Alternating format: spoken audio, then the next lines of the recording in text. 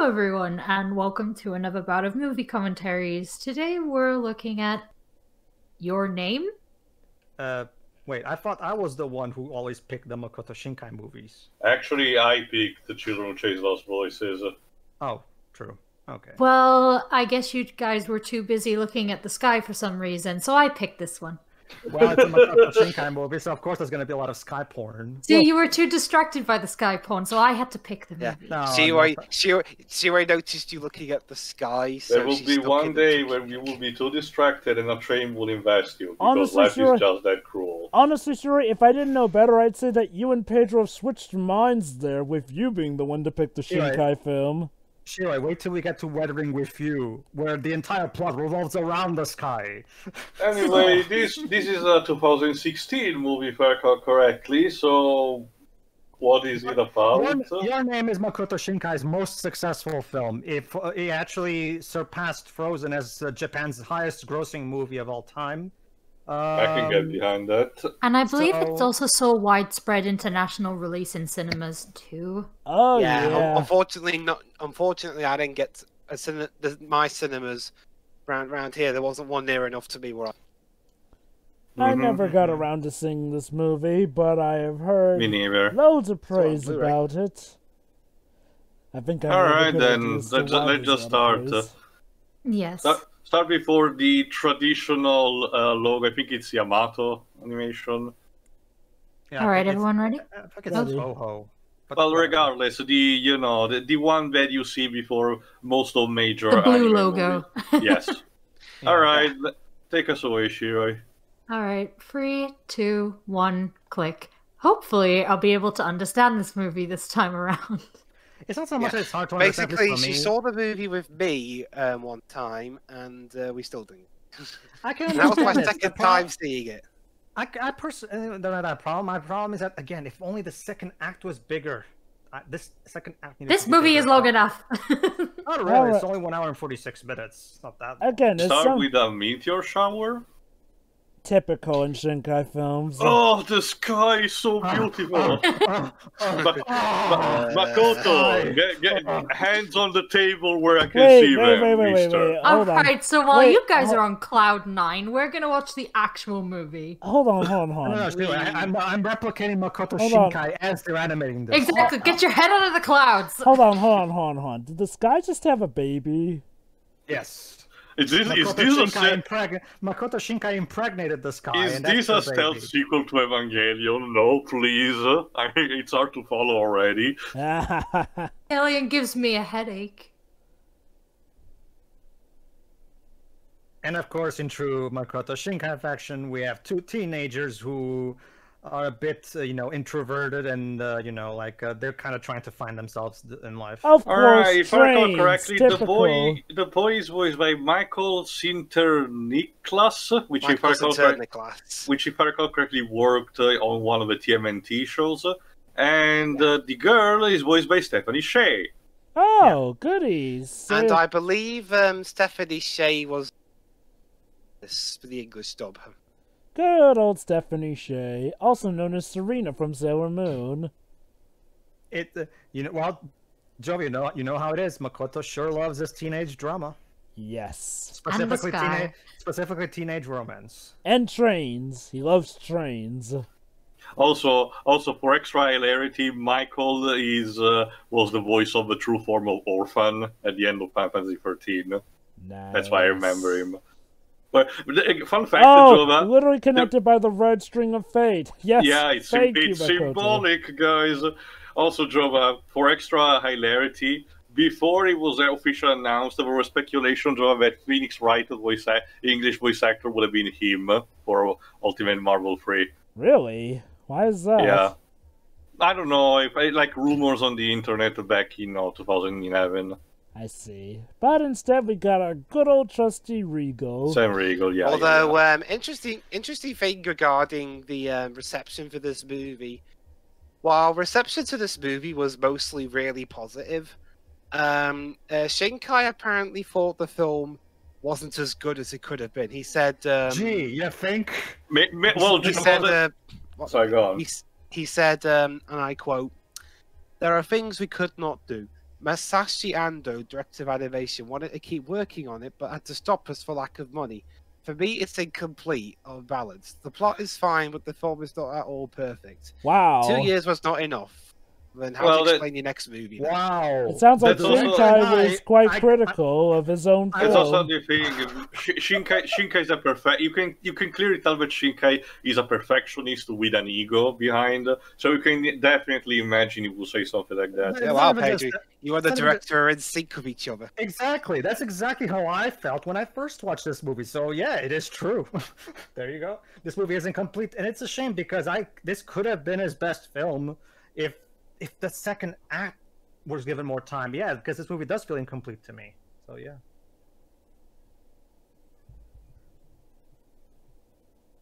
John Cena. Oh. Eh?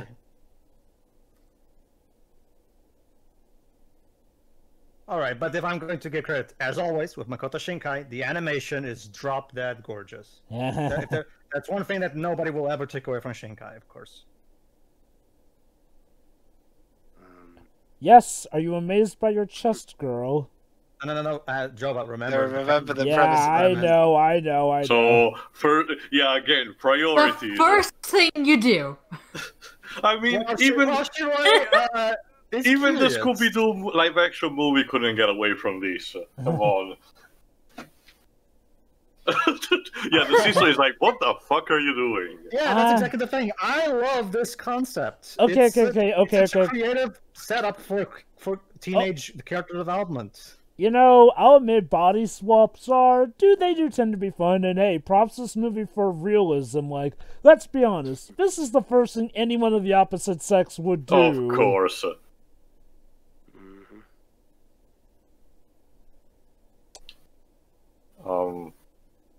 And Congrats. also, Imagine if you were younger watching the movie Jesus and your Christ, parents the walked in. food Bloody porn. amazing.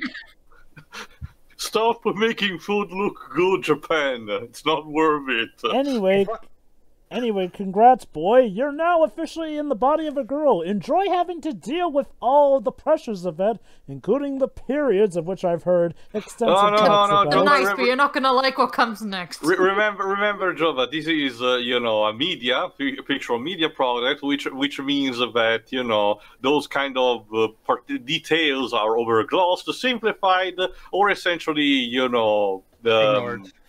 They don't ignored for the exist. worst. Yeah.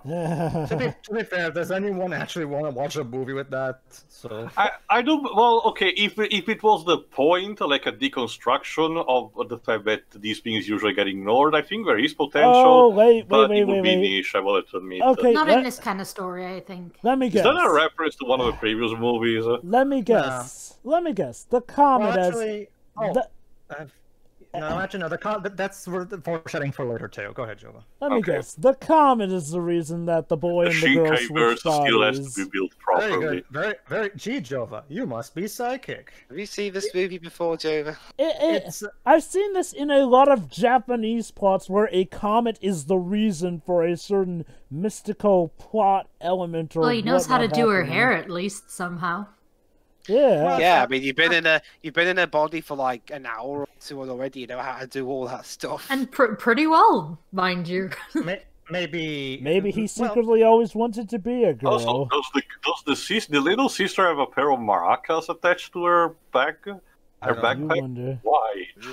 It's more. That being said, Dwebs, I also think it's not just the incomplete nature of the second act. The third act also, like, okay, if I were going to make this movie myself, I would have just kept the fantasy strictly to the body change, not include any other supernatural elements, because this alone is enough to create a fantastic character-driven movie. Well, that's the thing. The bully guy can't help himself. Yeah, that's the problem. This is the problem that I've always said. Shinkai is talented, but he needs someone. He's clearly lost the ability to restrain himself. Clearly. Very subtle. It's like something has possessed your body. Did your grandmother exercise your demons? Yeah, like I said, Shinkai's main problem is that he's clearly lost the ability to restrain himself. He needs a producer that is actually willing to tell him no when necessary. That's the problem.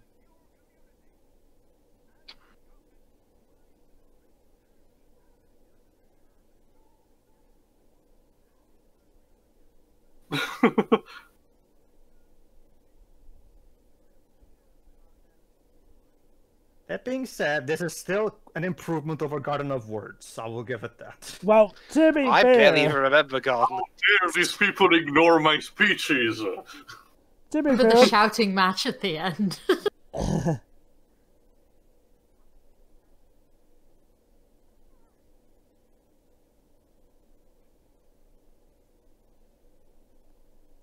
I mean, it's not even your body, so why are you embarrassed?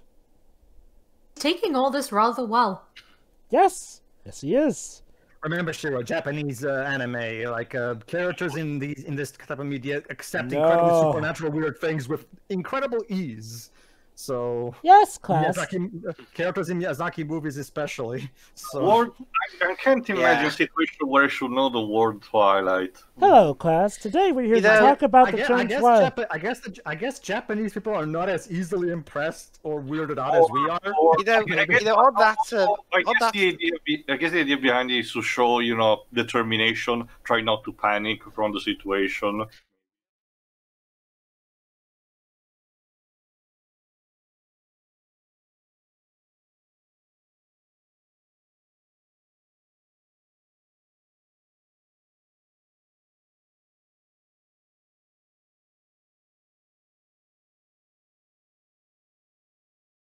Sure.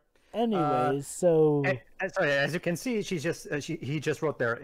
Who are you? So he's gonna try to communicate with whoever is this girl through leaving her a text message in paper and shit. shouldn't he look for whoever's in his own body in that regard? Well, what? How else? How is he even gonna do that? I don't know. Maybe go to his own house. I that he mean, I knows? don't know how it works for Japan, but even as a teen, I actually had needed a stand-in for an ID card. Yeah, I mean, I don't know if these kids have it. I mean, Well, not only that, but here's the thing, Terry. He has whatever ID card this girl has, yes, but how does he know where who exactly is in his body right now? Like, Well, as in, like, here's an idea. Why not just send a text to his own phone, which he should know the number of, or send an address to his own house? That's actually a good segue. Well, they actually think of that In later. which time is this supposed to take place? Modern day, I guess. I mean, from looks what I like remember, there's no. For what I remember, I mean, there's smartphones, so I'm assuming it's common. It's modern day. I Okay, mean, then. the fact alone that they have smartphones should make this a lot easier to deal with. A train track. Oh, sorry. Wait, you know how Makoto Shinkai is with his trains?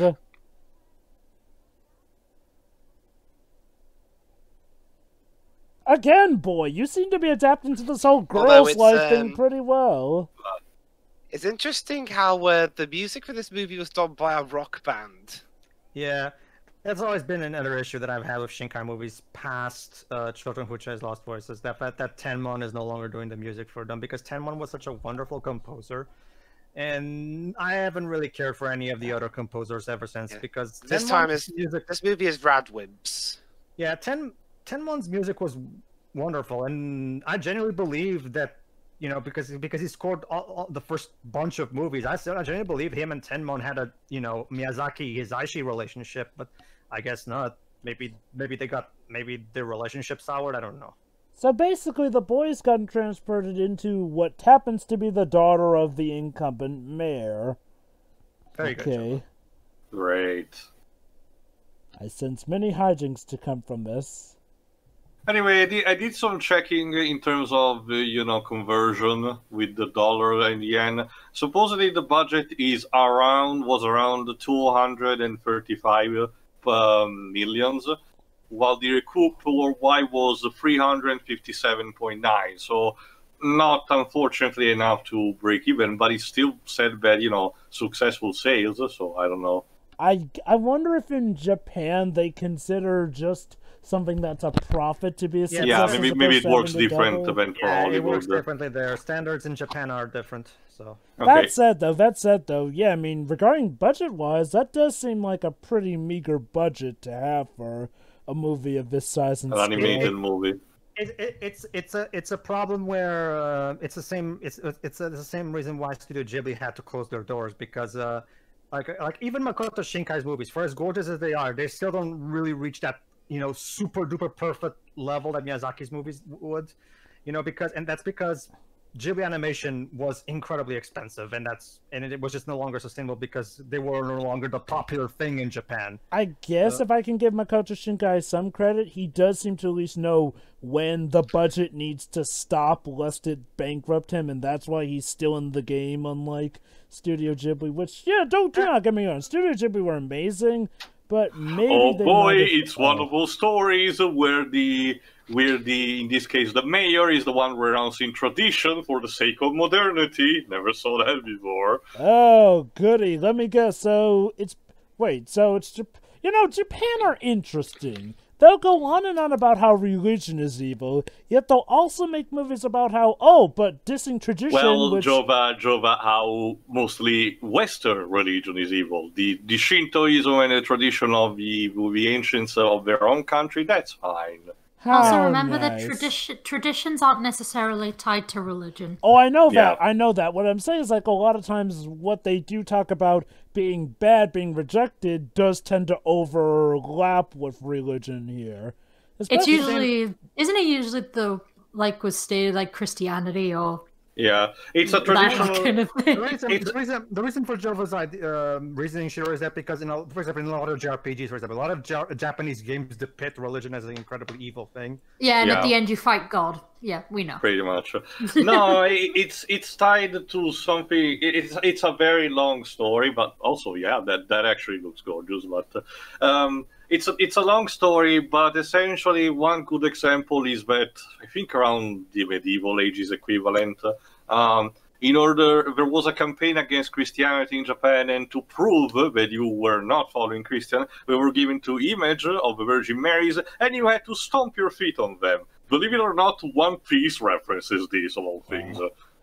Also, this boy's gotten so used to being in this girl's body that he's doing this traditional dance and everything.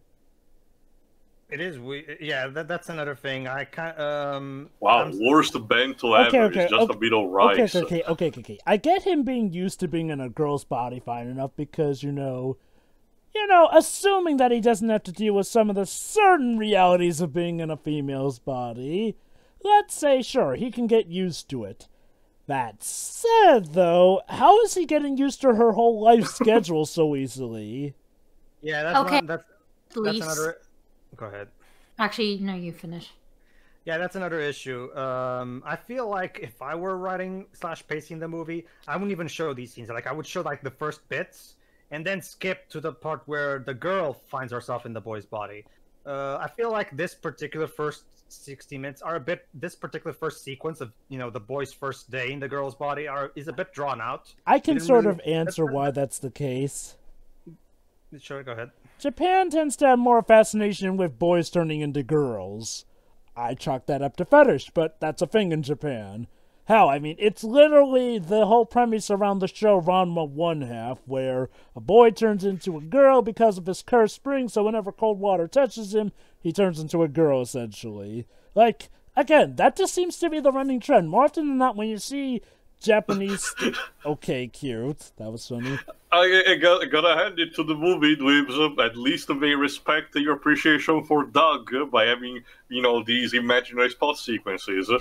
Yeah. But Doug's ones are a bit more elaborate, but still, yeah.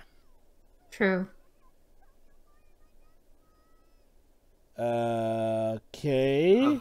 Yeah, what I was trying to say is I do agree, Pedro, but I can at least, because I thought Jova was about to mention, Jova mentioned, him getting a bit too used to her lifestyle. I mean, I can at least, see him knowing how to do the dancing at least, because that kind of dancing is probably something that's seen commonly. Well, so he probably knows how it goes. He just has to do it. Then. Sure. In that case, that's fine. I mean, the rest of it, yeah, I am kind of watching this again. It's been a while since I first saw the movie. It is surprising that they didn't go, straight to the girl in the boy's body immediately. Let me guess. Oh, this person doesn't clean enough. Actually, if I'm, where are my boobs? Priorities. Gonna look for the package inside. Yeah, she does it too. Like, what the fuck? Let's be honest, Yuri. If you were in a... Thanks for the dick point of view, Makoto. Like, what the fuck was okay, that? be honest, Yuri. Would you not have done that if you were in that same situation? No, I'd actually be very freaked out. It's one thing to say it, it's another thing to actually go for the experience. No, I would be very freaked out. I'm sorry, I just can't enough by the fact that during production, someone had to propose the idea, probably Makoto himself, and everyone approved. Yes, for this next sequence, let's have it the shot as if you were watching from the boy's penis. Oh, wait. Let me guess. Let's see. Boy with single father, girl with mother who has a estranged husband who is practically not part of the family. Ah, maybe our problems could be solved if these families came together. Parents crap, I guess. Yeah, okay. Interesting point. Interesting thing about this movie. Okay, maybe not this movie, but because of the financial success of this movie, the Japanese producers and Paramount are going to be making a live-action remake of this movie, and they're changing some of the dynamics. I love that line. She literally just said, "I gotta go pee." So yeah, now you have to pee another way. So sorry, honey. Yeah. And basically, and believe it or not, this is actually an edict from the Japanese side. They're going to change the dynamic around. So instead of two Japanese people, one in a city, one in a village area, it's going to be a guy in an American city with a girl from a Native American background. And that movie is being written by the guy who wrote Arrival, and cool. it's being directed by Mark Webb. What is the movie being called? Your Name. Your Name. Oh, It's so a he's remake literally of made... this. Interesting. Well, you know what? Yeah, there is definitely potential in this. Anyway, as to why there was probably more focus... And Mark Webb's good at romance, so yeah. Like I said, as to why there was more focus on the guy and the girl's body, tends to be a Japanese thing where for some reason they have a preference to gender swaps where it's male to female as opposed to female to male. Probably why the Bowser trend took off so much in Japan. I understand that. It's just that I think I still think that that particular fetish, as you call it, was harmful for the story, because I feel like it would have been better if you have given equal. You tried to achieve a good equal amount of time distribution for each of them. Apparently Shinkai agrees with you, but alas, most of Japan loved this movie to high heaven. All right. What is an anime product complete with a McDonald's ripoff?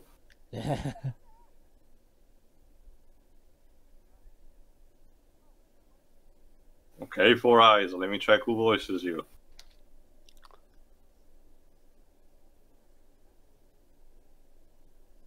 I think it's...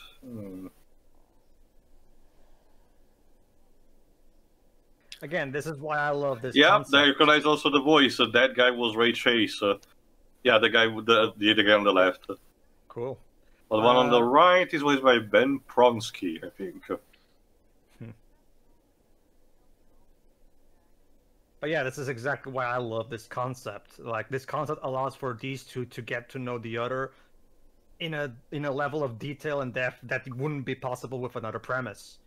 I just wish they would entirely dedicate it to just this premise alone instead of whatever comes in the third act. How bad could it be? Is it like Your Name levels? I mean, sorry. It's not so much that it's like the most horrible thing or anything like that. It's just more so that. Okay, waste of potential. Okay. It's necessary. It's necessary to turn this into a supernatural epic. Okay. What we're seeing right now, this is enough. It's already interesting. Are they in a doggo cafe? Go ahead. I think.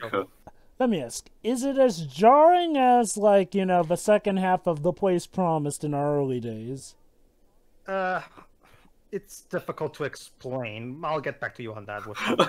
Stop with the over-detailed food! Oh god, they're foodies. I'm already hungry all the time as it is. Please stop. Well, regardless, I actually really appreciate the reactions that they have. You know, like the boy touches the boobs, the girl touches the penis, because you know, like it shows a natural. It's a reaction that feels natural because, like, that's the first curiosity that they would notice. Il giardino delle parole. Wait. The restaurant is called the Garden of Words in Italian? Little Easter egg for only for Italians. That's a terrible pizza. Very good, Teo. A reference to his previous movie that only you can get. I never asked for this. I keep in mind, I still guiltily, salivate behind Garden of Words, animation.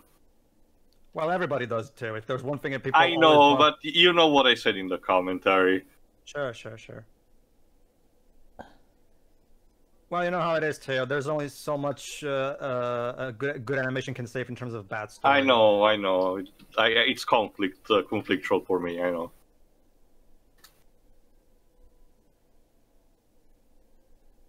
But yeah, going back to your earlier argument, Jova, it's not even just that. It's exactly what you said when it comes to Ghibli. It was also the fact that, nowadays Japanese audiences are more into, these kinds of movies rather than the more, like, biopic stuff that Miyazaki was doing in his later years, or something like what the Princess Kaguya movie, where it's more like Japanese mythology. Nowadays, Japanese people tend to be more into these kinds of movies. As demonstrated by the box office, so it's kind of a change in taste as well, sadly.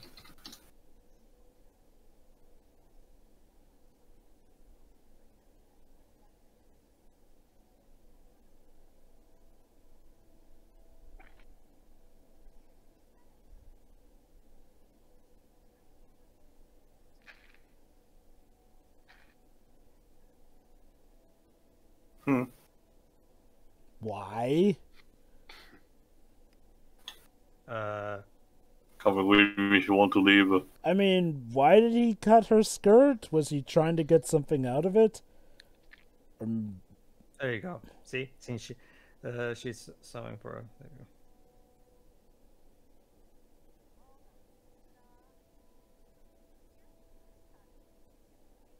I love what she's gonna say to him after this, actually.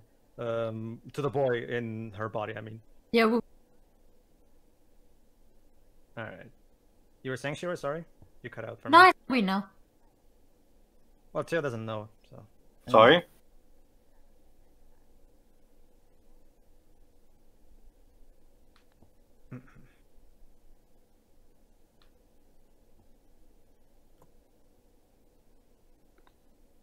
Alright.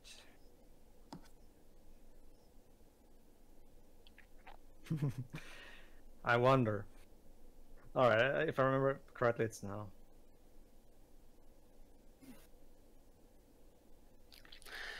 Plot twist, the whole movie is controlled by the smartphones. If he presses the wrong button, the world blows up. I kind of already guessed. Apparently, at least, I did some research to check if it was just a cameo or not. Supposedly, this is an alternate continuity from the Garden of Words, because apparently a couple of characters from that movie show up here just in different roles, just in different places.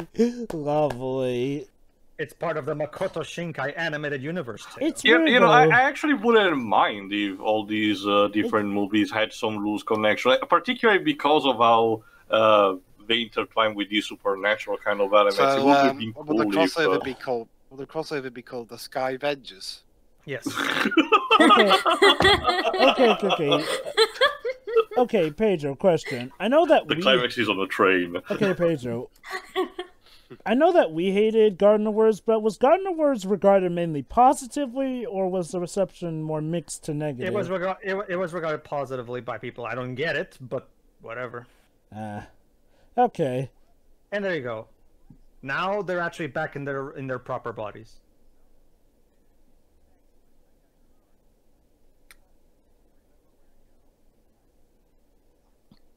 The fact that you guys still thought that was a dream. I know, right? Well, I mean, to be fair, some dreams can be very vivid, but at this point, you should probably realize. Yeah, at this point, they're still wondering if there was a dream or not. That line, he was kind of cute yesterday. Hey, let them have a bromance. Bros before hoes, mate. Congrats! Yeah, exactly. Congrats, Taki. You may now have a girlfriend. Yeah, exactly.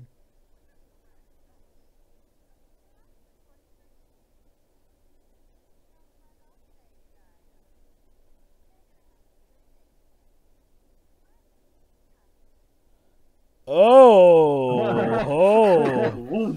Well, with Is this the only reason you work here? Yeah, probably. Yeah, for those who have seen this movie, like Joven does, yeah, this is exactly my problem. Like, I wish the whole movie was this. Lady, you're too young for this kind of thing. Back to your room. Yes, your boobs are a thing, girl. No, she was referencing what the boy was doing. Yeah, I know.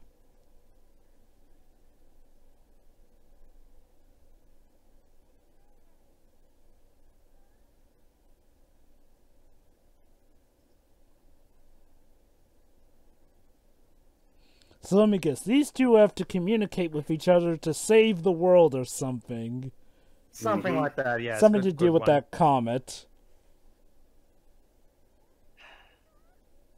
Yeah, because apparently we needed world-shattering consequences in this movie, apparently. Wait, what? Let's say, fuck the school, fuck the art, and fuck politics. I guess that's how she used like, Jesus Christ, stop this. They were referencing what he did yesterday in her body. Yeah. So. There you go. What the hell is this one? Yes, yes, yes, yes.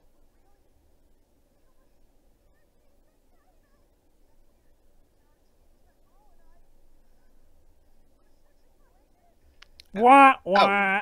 Okay. I thought you were going to say like trading places. With the different theme songs, it's like an OVA mushed together. I know, right? This feels like this should have been like now we're seeing the opening of the movie. Like, yeah. Well, oh, and montage, again, I guess. Gonna need a montage. Again, so there you go. Every time they sleep, they switch bodies. Okay, I could understand the 1st time. You have to do that every single time. I guess, to be fair, she's just fascinated by them. No, she's doing it too. That's the thing. Hormones is a powerful drug, kid. I guess, to be fair, guys, would you not do it if you were in that circumstance? You know what's there. Stop it.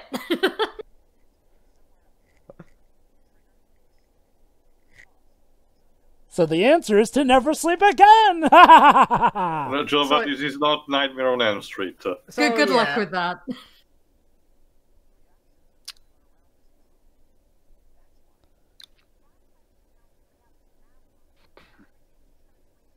Too late. Again, too late for that.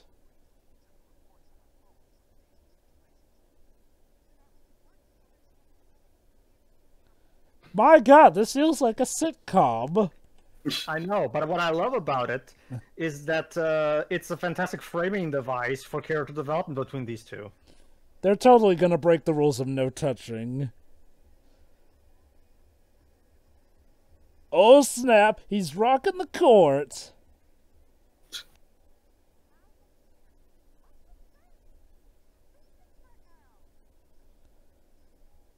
More food! You need all of the food! Yeah, there's an earlier shot where it looked like apparently in this world, if you take a photograph with your camera, the camera eats your food. Maybe Makoto's trying to tell us that he's switching out direction. You know, it's not the sky anymore, it's the food. Of course. Was Makoto really hungry during production? Trust me, Shiroi. Even if I was going to believe that, he destroys that theory of yours in the next movie.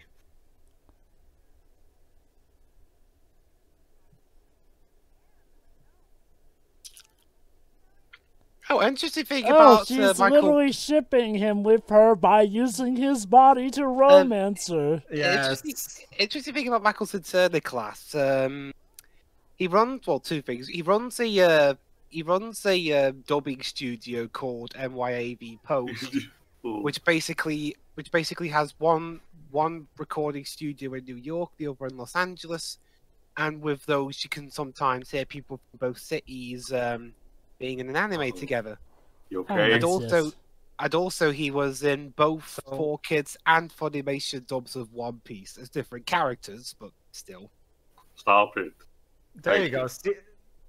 There you go. See, Shiro, he learned. It was character. No, he didn't. Or not. Lady, back to your room now. Jesus Christ. Guys, let's be honest. Did you really think that either one was going to stop playing with them? You had one job. They're very horny teenagers. I guess, the hormones really are kicking in, I suppose. Sure. What the other doesn't know can't hurt them. Makes it worse.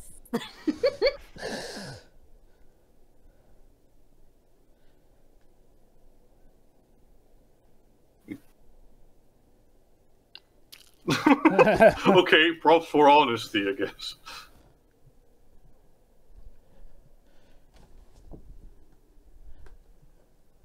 The walk is good for you. I mean, I appreciate that, but there are better ways to accompany her. But this is more wholesome.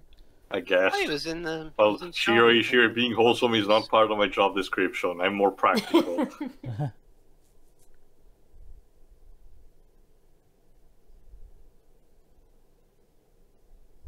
Let me check who voices the grandma. Oh boy, I wonder if this speech will somehow tie in with the plot somehow. No, it's also a bit sad when the grandma is relegated to expositional speeches. Yes, of course. When did this all of a sudden become Higurashi?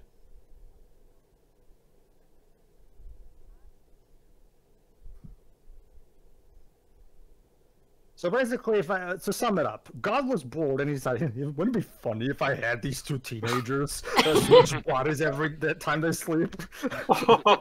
I will admit, the results have been pretty hilarious so far. I forgot, Pedro. There probably is, but I might have missed among the crowd. Is there a yokai responsible for body switching? Properly, not in a sense, but it possesses you, but it makes you switch bodies with someone. Not yet, but eventually. It's only a matter of time. I'm surprised. Anyway, the grandma is voiced by Glynis Ellis. Let me see what's her resume. I just looked it up. Apparently, she doesn't really have much, well, at least not on IMDb. All right then. Well, the little sister. Let me see. Katie Harvey. Yeah. And I guess she doesn't have either ample resume.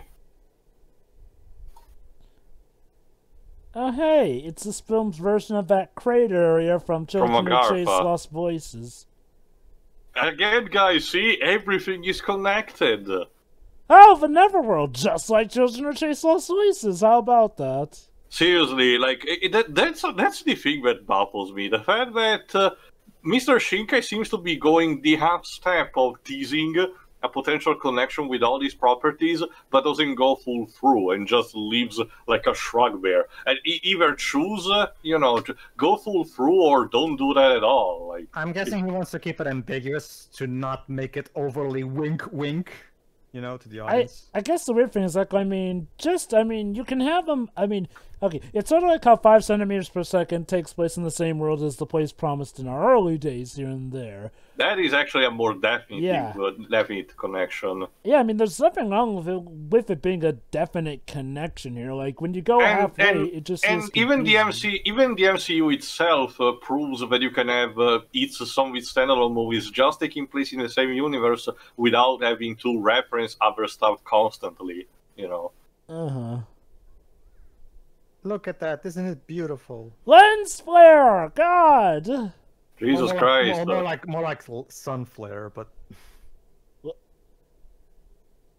Oh. What? What? Dun dun dun. Was that supposed to be a twist or something? No, it's actually one of those cases where it was actually really a dream rather than the switching thing that they called it a dream for a while. God, why though? You see, I'm starting to understand why this movie might be confusing. Oh God, it's gonna be one of those cases where you have trouble telling what's a dream and what's reality. No. That was just a one-off thing. Don't worry. Java, that Perfect Blue is another beast entirely. Oh, that's a great movie. Okay. I know, like I said, especially for a mindfucker. That's why I said, Teo. That's why I said, like, I just wish the whole movie was focused entirely on these two characters' lives. Well, So, Shuri, Yes. when you and I were watching the movie, what were your thoughts on it at this point? I don't actually remember because it was a while ago. Yeah, Perfect Blue is interesting to me, not just on the mindfuck stage, but also as somebody who is familiar with the idol industry. No, I had to go on a date because the girl shipped me with her. hey, It's a movie that it was sadly way ahead of its time. It's not in English at all, is it? I don't remember, to be honest. Hey girl, the boy specifically told you I don't want a relationship. Why are you shipping him with this girl? because she's hard-headed. I guess. You What's an can't contain airhead? shippers. I know Right. this. What are you crying for? It's probably puberty. Let me guess. It turns out that they realized that they belong together. Well, obviously, Joe, but this is a Makoto Shinkai movie, so of course the two protagonists are gonna fall in love. Again, That's the just first. kinda how it is. It's funny. The Where are first they ever. now? Then? It's funny. The first Probably the ever. Tokyo Tower. It's Tokyo funny. Tower. The first ever Shinkai film I saw actually had the two protagonists not getting together by the end.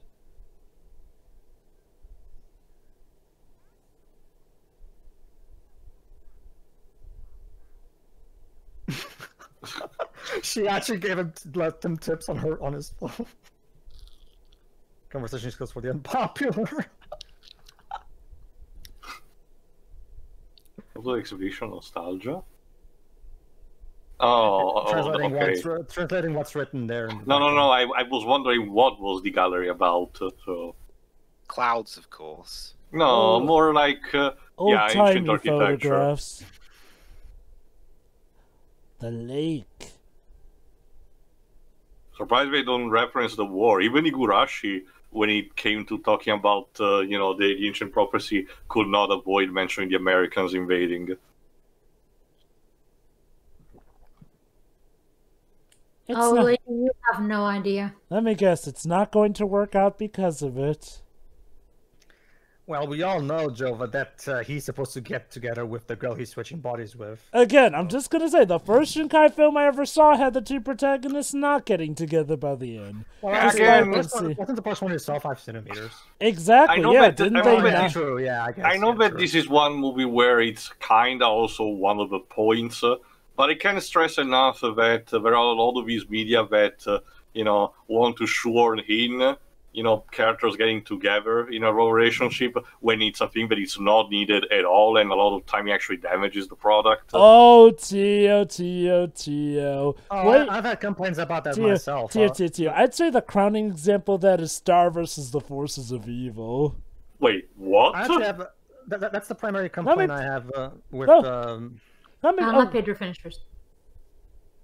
That's the primary complaint I have with the Haikyuu Dragon trilogy. That there's no real reason for Hiccup and Astra to be together. They're just together because. Okay. I'd say that at least for them, the romance doesn't hurt the story, and at least by the third film, it actually did help it in a way. Star versus the Forces of Evil, though, as Shuri can vouch for me, is a case where vying for a certain couple pretty much ruined. Well, yeah, it pretty much led to the ruination of a show. Yeah, I'll mention this more later. So, Hey, the date was a bust. Turns out dating someone that I only half know doesn't work out that well. Also, what better way Oh, to get to know God. somebody than by living in their body? Oh God, they've got pet names for each other already. That's exactly it, Shua. That's exactly why I love this premise, because it's an incredibly creative framing device for this story. I just wish they would have actually just stick to this, and that's it. Oh my God, Pedro, you have been foreboding that a lot for I don't like whatever's the to third- come in well, this I- movie. honestly, unless the comet contains aliens invading, I'm not seeing how much derailing it can go. Well, my problem is that I just wish it would be just them switching bodies and getting to know each other, and Okay, that's it. question- No comets destroying worlds and blah Okay. blah blah, because that's just... Okay, here's a question for the now. Why am I supposed to care about those two side characters? Like, I guess that they're friends with the girl, but... Yeah. They're supposed to be kind of comic relief of sorts. I guess I'm not really feeling good with them. I mean... Well, they're not really, like, the focus at all, really. They're Well, just... they could be, I guess. It's also reflected with some of their voice actors. Like, I think he voiced by Kylie Ebert, and the other girl, like Cassandra Morris. You know, it's funny how that girls say, oh, guys always assume it always... You guys always CGI assume it has trees. to do with a guy, except, yeah, it does have to do with a guy. That's another thing that I noticed. That this movie, compared to the previous one, uses a lot of tricks to mask Tail, some you CGI. love the sky yet? That's a cute rainbow, I guess. Love the sky. It's actually kind of interesting. My love for the animation of Garden Wars didn't really include the sky completing its equation, but more like, whoa! Is that another comet?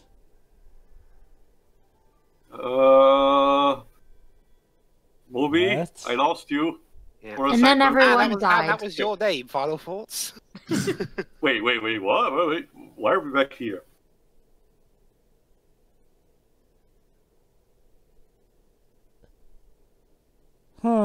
Something's not right. Exactly. Oh, that's what I thought. But then... These have been started not appearing. Let me guess, it was because there was a red comet, which canceled out what the blue comet did. That's what you get for playing Super Mario Galaxy incorrectly. I guess. You get the prankster comments. Wait, so I was right, wasn't I, Pedro? The red comet cancels out the blue comet. Well, let's see. Bloody wire cutting the bomb.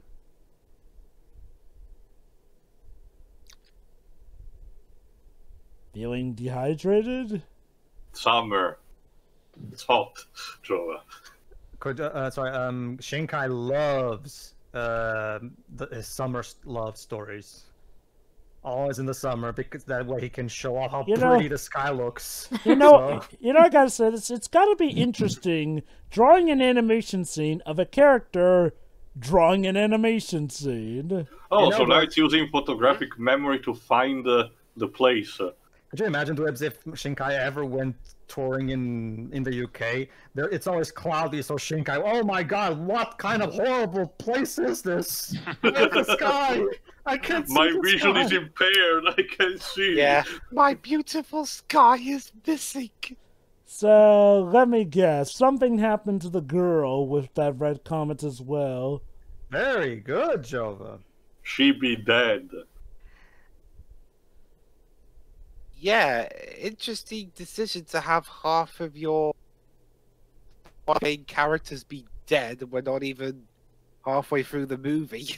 Let me Yeah, guess. very good. I'll get into it later because it's not in full thread yet. Go ahead, I Jova. wonder, what if the comet destroyed the village, and that ended up killing everyone there or something? That Jova presents a flaw.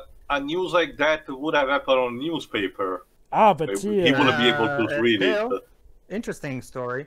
That's the thing, Teo.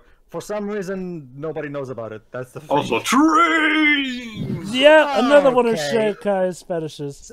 So there you go. Him and his friends are gonna go on a vacation of sorts. Let's go on an adventure! It's a bro trip involving Ray Chase. Never saw that before. A bro Okay. trip So- plus a girl. Okay. So yeah, in true Makoto Shinkai fashion, this is where the movie kind of shifts gears. Really? Yes. And this is where my major problem comes in. You know, like. I think in order to properly establish a true connection between the two main characters, we needed more. Like, I want to see those two conversing through phone messages live, like instead of just in a montage. Like, I would love to see a full-blown conversation between the two, like or something like that. It develop even further. Have them have a heart-to-heart talk through the phone or something like that. Like, flesh this out more. I just feel like we should have had more. But now the girl is out of commission, like Jova guessed. I can't believe that I literally have been calling how plot points would be connected left and right. Like, am I that in tune with how Japanese anime and Shinkai films work? Oh, also... Apparently. Or mascot. Again, this is information. Wait, hold on. If the girl's dead, though, then what's the rest of the movie even gonna be about? That's the thing, Jova. Even finding her. She's supposedly dead. Oh. We'll see. Let me guess. The comet. I think I get. The comet creates a sort of a state where the area of impact, it's erased from time. Everyone forgets about the fact that place existed. And let me guess. What does Tailwind folks new? Continuing season. Gotta be honest. I'm sorry for you, Pedro, but that's to me a more interesting premise when the body's witching. Well, I get that. Okay. Half the characters, but half the Caspian. This way, Tail. This was not the movie I was sold on. Okay. That's the problem. Okay, to Pedro's credit, it kind of does come a bit out of nowhere, though, and you have to wonder, what's the connection to any of this? Like, okay, let me put it like this. It's like if, per se, in a horror movie, all of a sudden they switch to, like, an Avengers plot or whatnot. Don't get me wrong, an Avengers plot would probably be more interesting than a typical horror plot, but you'd be wondering, what the hell is an Avengers plot doing in this, horror movie that had nothing to do with the Avengers? Yeah, you find the comic plot more interesting, too. That's cool. But at the same time, it kind of highlights that this is basically two movies meshed into one. Yeah. And that's kind of the problem. I think I see... hold on, let me finish. I think I see why Shinkai thought that something was missing. My guess is that maybe what got left out was something to better connect the two plots, or, maybe something to, help the transition more. Yeah. As you know, Teo, I'm a huge fan of slice-of-life, character-driven storytelling. I know you're not, but I am. And the first 40-so minutes of this movie do that pretty well. And I was hoping, and I just wish the whole movie was like this. Because as demonstrated by 5 centimeters, that's what Shinkai does best. So, this is one area that I hope... Oh no, the trains are destroyed! Anyway, this is one area that I hope the live-action movie improves on. And when it was announced, there were a lot of complaints regarding the movie, because apparently, according to some people, this movie is so rooted in Japanese culture and mythology and all that, they wouldn't work in America. And I'm like, have you body swap stories? Have you heard of Freaky Friday? That's not Japanese. Well, it's more talking about the mythology, how this is connected to the particular, particular religion that was worshipping the village. I don't see that. I think this kind of thing can work anywhere. So basically, I guess this is actually. Sorry, I hadn't finished. I wasn't responding to you. Go on. This kind of thing can work anywhere, provided you do it properly. So supposedly... What? What? It's getting erased! God is not pleased with these messages. Delete! You saw nothing! He's been erased from his life. You know, Yehovah, maybe you start sucking at your job. This is why I picked the neutral ends in SMT. Holy crap! So basically...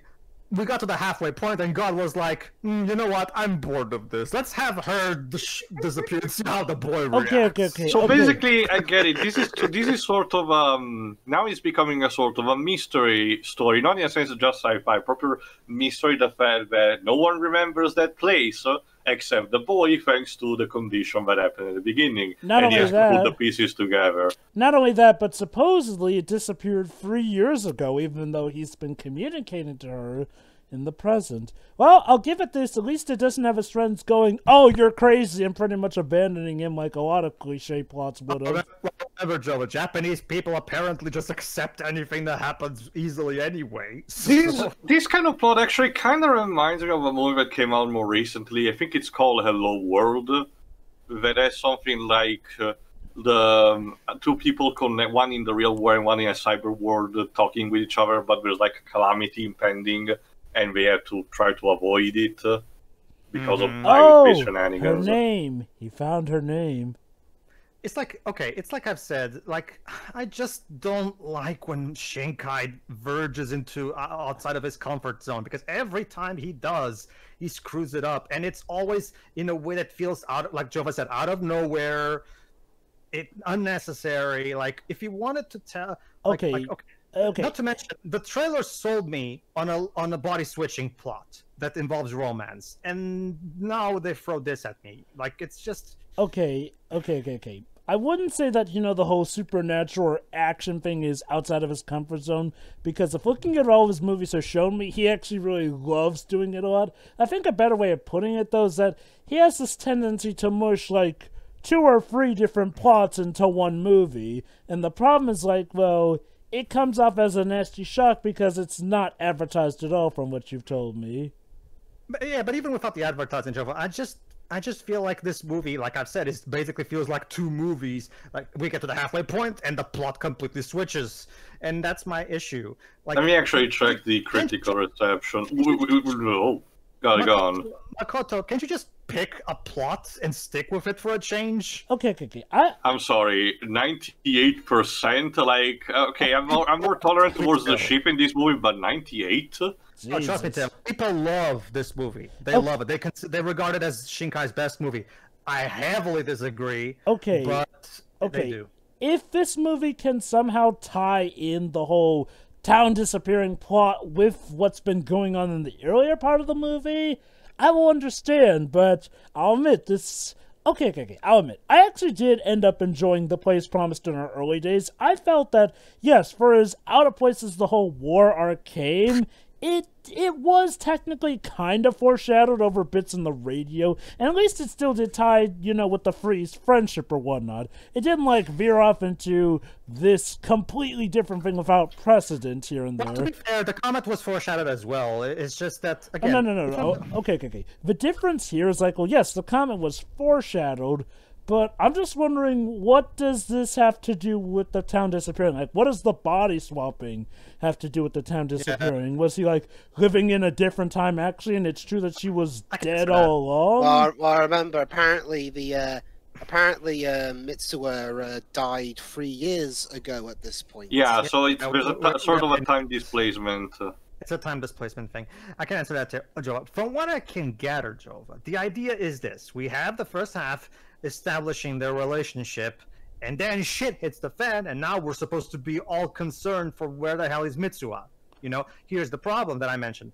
The movie didn't really build a strong enough relationship between these two to really at least make me care. Like, I feel like we should have had more. If this movie was 2 hours long, they could have dedicated more time to developing those. Like, for example, like I said, Mitsuha and what's the boy's name? I forgot. Taki and Mitsuha never had a proper, full-blown conversation on screen. They switched messages here and there in montages, but we never actually saw them have a full-blown heart-to-heart conversation where they share their feelings with each other to really let connect. me guess, that's going to be the payoff of the movie, them finally getting to speak face-to-face with each other. Well, yeah, I get that, but that would have been a great payoff if we actually had more build-up in the body-switching half. Okay. That's my issue. I don't really care enough for Mitsuha because they didn't flesh her out enough, at least for me. If I am to give the movie some credit, I can buy that he would be this worried about this girl because, he has gotten to know her literally inside and out. He did. Not so much me. I think I needed to see more.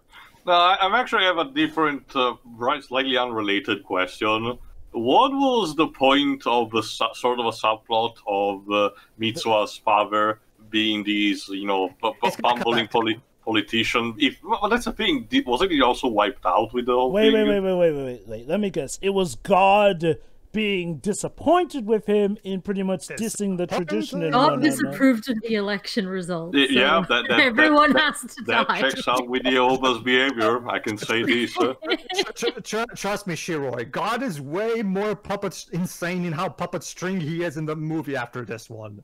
Like, seriously. Really? Okay, in terms of God being a dick, which was more, worse in that regard, this or Evan Almighty?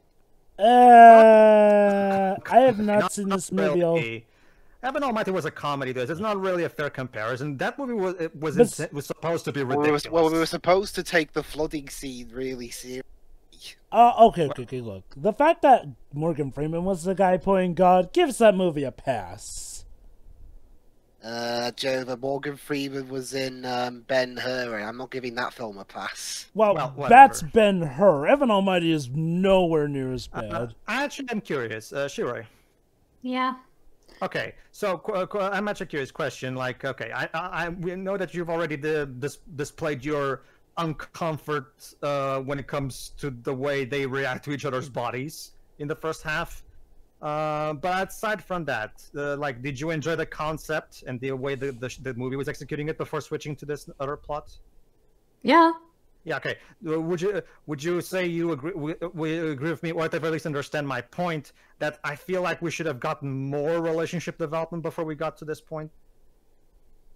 I feel like they could have.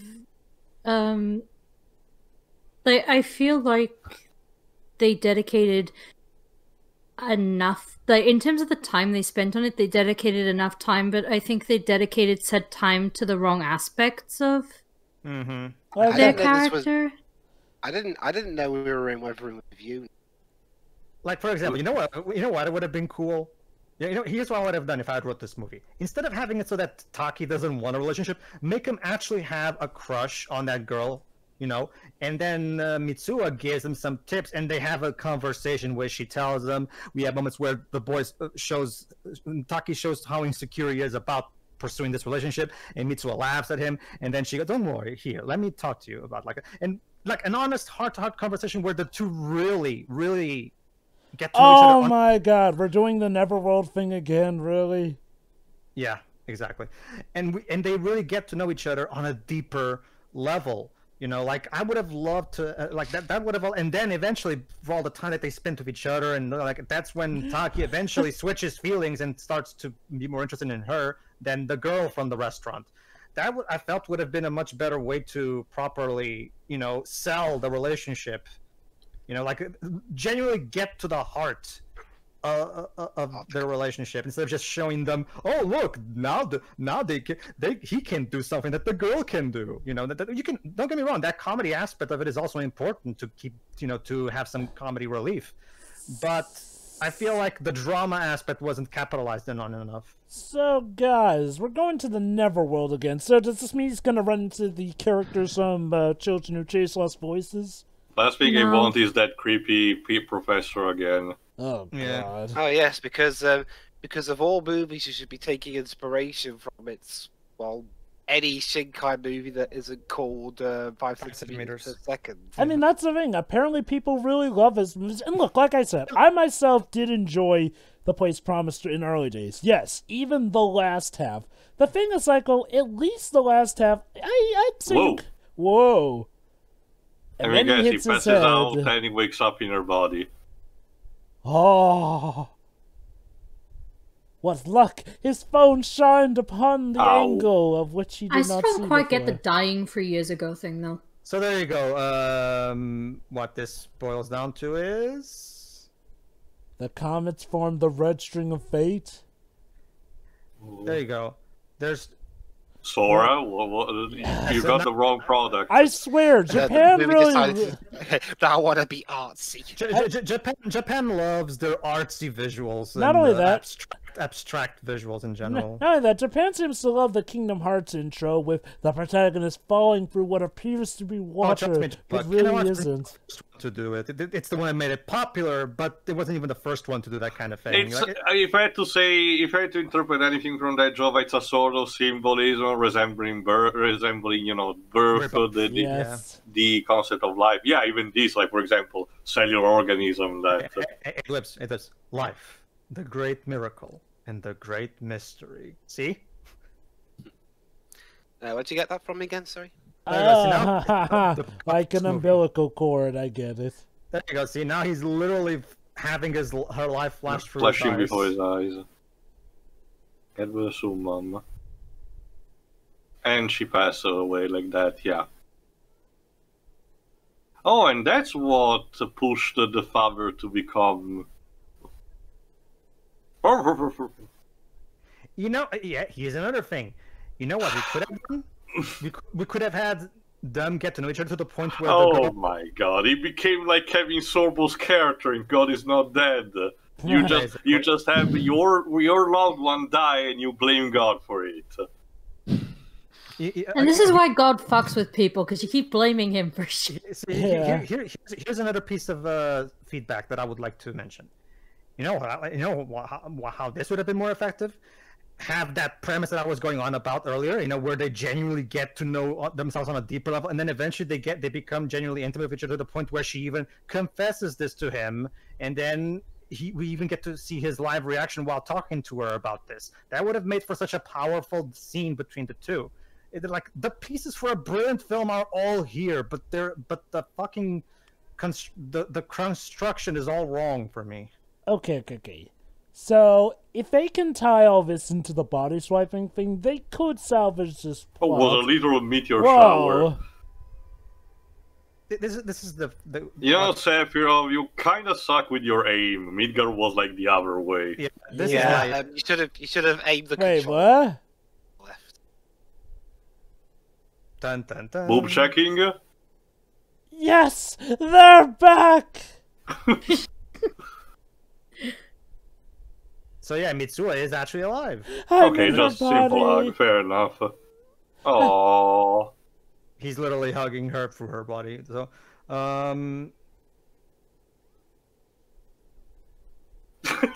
Some habits. Little girl, your room. How many times do we have to say, get out? Jesus. Yeah, she's lost it. I don't know what we're gonna do now. You know what? Like for example, if the movie had done. Wait, what? Go ahead. Tiamat. It's all Tiamat's fault. It's all Tiamat's fault. Sure. No, but that's also another thing. So wait, you're telling me that you witnessed countless days in your body, and you never bother to check out a single calendar or the time on the TV? Wait, let me guess. So, essentially, this whole thing's been a time-traveling plot, hasn't it? So now he's in her body, and now he can somehow prevent the great disaster from supposedly occurring? But no, that's what I mean before. Like, remember, he kind of realized only after the accident that it was like 3 years ago. But it doesn't add up. Like, you spend so much time in your body, you should have noticed the time difference. So let me guess. At least in some capacity. So let me guess, preventing the disaster on this end will cause it so that then his city is the one that ends up getting hit by the meteors, and then it'll be the girl's turn to rescue him. No, to be honest, Jova, no. We're 2/3 already into the movie. That would be too long. Yeah, to quote Chowder, no, he's never gonna pull out. This episode is too short anyway. Am I right, Pedro? Well, Jova, let's see. Come on, you don't want me to tell you everything, do you? Okay. This is kind of exciting to see if I call this as well, but okay, I'll admit. Okay, let me... Go ahead, so I thought you were finished. It is kind of an interesting idea, though, the twist that, the body swapping was actually time travel. Okay, you've got my interest again. It's just... Okay, it's just one of those things where I just wish Shinkai would stop trying to do these epic, super big plots that are clearly beyond his skill level. I just wish he would go back to just making small, character-focused... Again, for the record, everybody, I showed Teo privately 5 centimeters per second, and he loved it. And that movie doesn't have a single... It's purely nothing but character relationship with slice of life stuff, and he still liked it. So it's a great demonstration that Shinkai is at his best when he's doing that. Just stop throwing in world doom into your stories. Like I said, I actually did like the Place Promised in early days, and in terms of world doom plots, I think this is only his second one of that, actually, because Children of Chase Lost Voices, that wasn't about a world doom thing, that was literally an afterlife plot. Sorry, to be fair, I'm already including Weathering with You when I say this. Oh, that's also a world doom plot? Yes, it is. I just wish he would stop this. Okay. I'll admit, as where we are now, I am rather intrigued, though, that, this... I do wonder, though, Someone set up as the bomb. I guess I do wonder if we did need all that time with that revelation, but Sure. I guess just wish this movie would have picked the plot and stuck with it. I mean, if I am to be honest, it does feel like so far it did get back to the plot. I guess the weird thing is like, well, for the segment, until this point, it did feel rather disjointed, and, maybe that's a case of, oh, we have to wait to see how it connects, but that was a bit iffy. But aside from that, I guess I'm not seeing the big flop of this movie unless that is yet to occur. It's more so the fact, Jova, that, like I said, I feel this movie feels like two movies meshed into one, and I don't really think that's a good way to build a story. To be honest, what do you think at this point? Yeah, again, it's like I said before. It's like I said before. That's one of my big wishes for the remake. Yeah. Yeah. I mean, keep the basic premise, but just fix all the convoluted stuff. Yay! This didn't need time travel. Anyway, Tia, what are your thoughts at this point? Well, I am curious to see how we're gonna pull it out, that's for sure. Sure.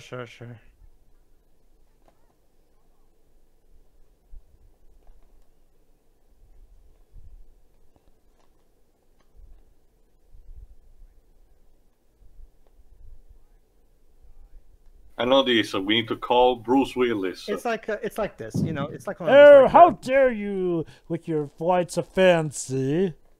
It's like for this. It's like because I keep.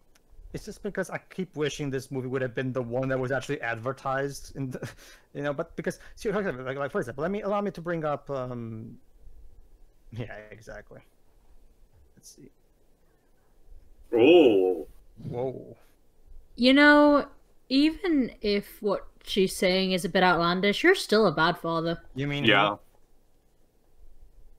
Remember, this is him in her body, so. All the same, though, I think it's a sign that, For all he knows, that's his daughter. Well, boy, that line seemed to imply that he just suspected that something's off. Okay, let me bring up something. Like, for example, that scene where he woke up in her body again and he hugged her through her body. Like, going back to that theoretical... That was more relief, though. Oh, no, that's exactly the thing she was. Allow me to build up on that. Hold on.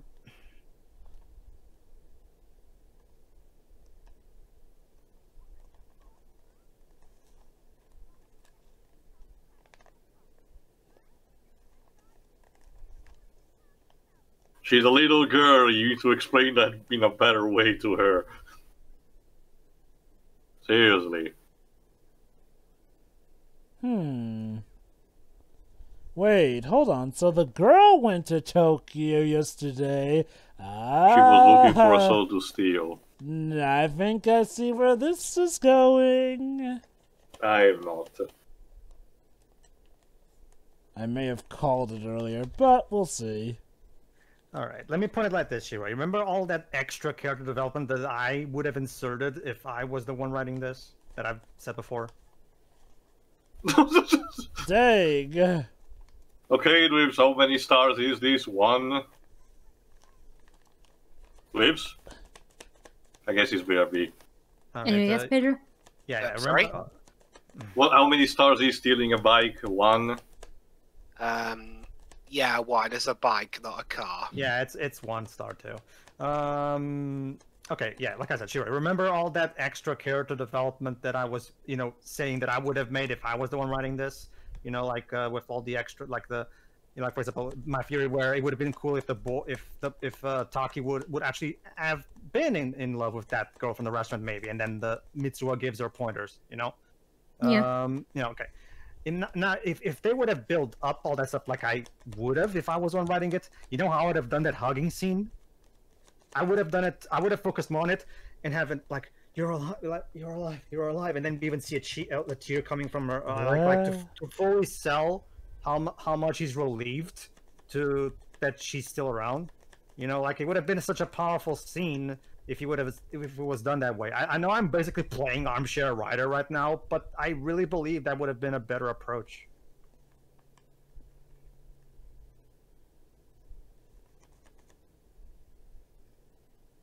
Because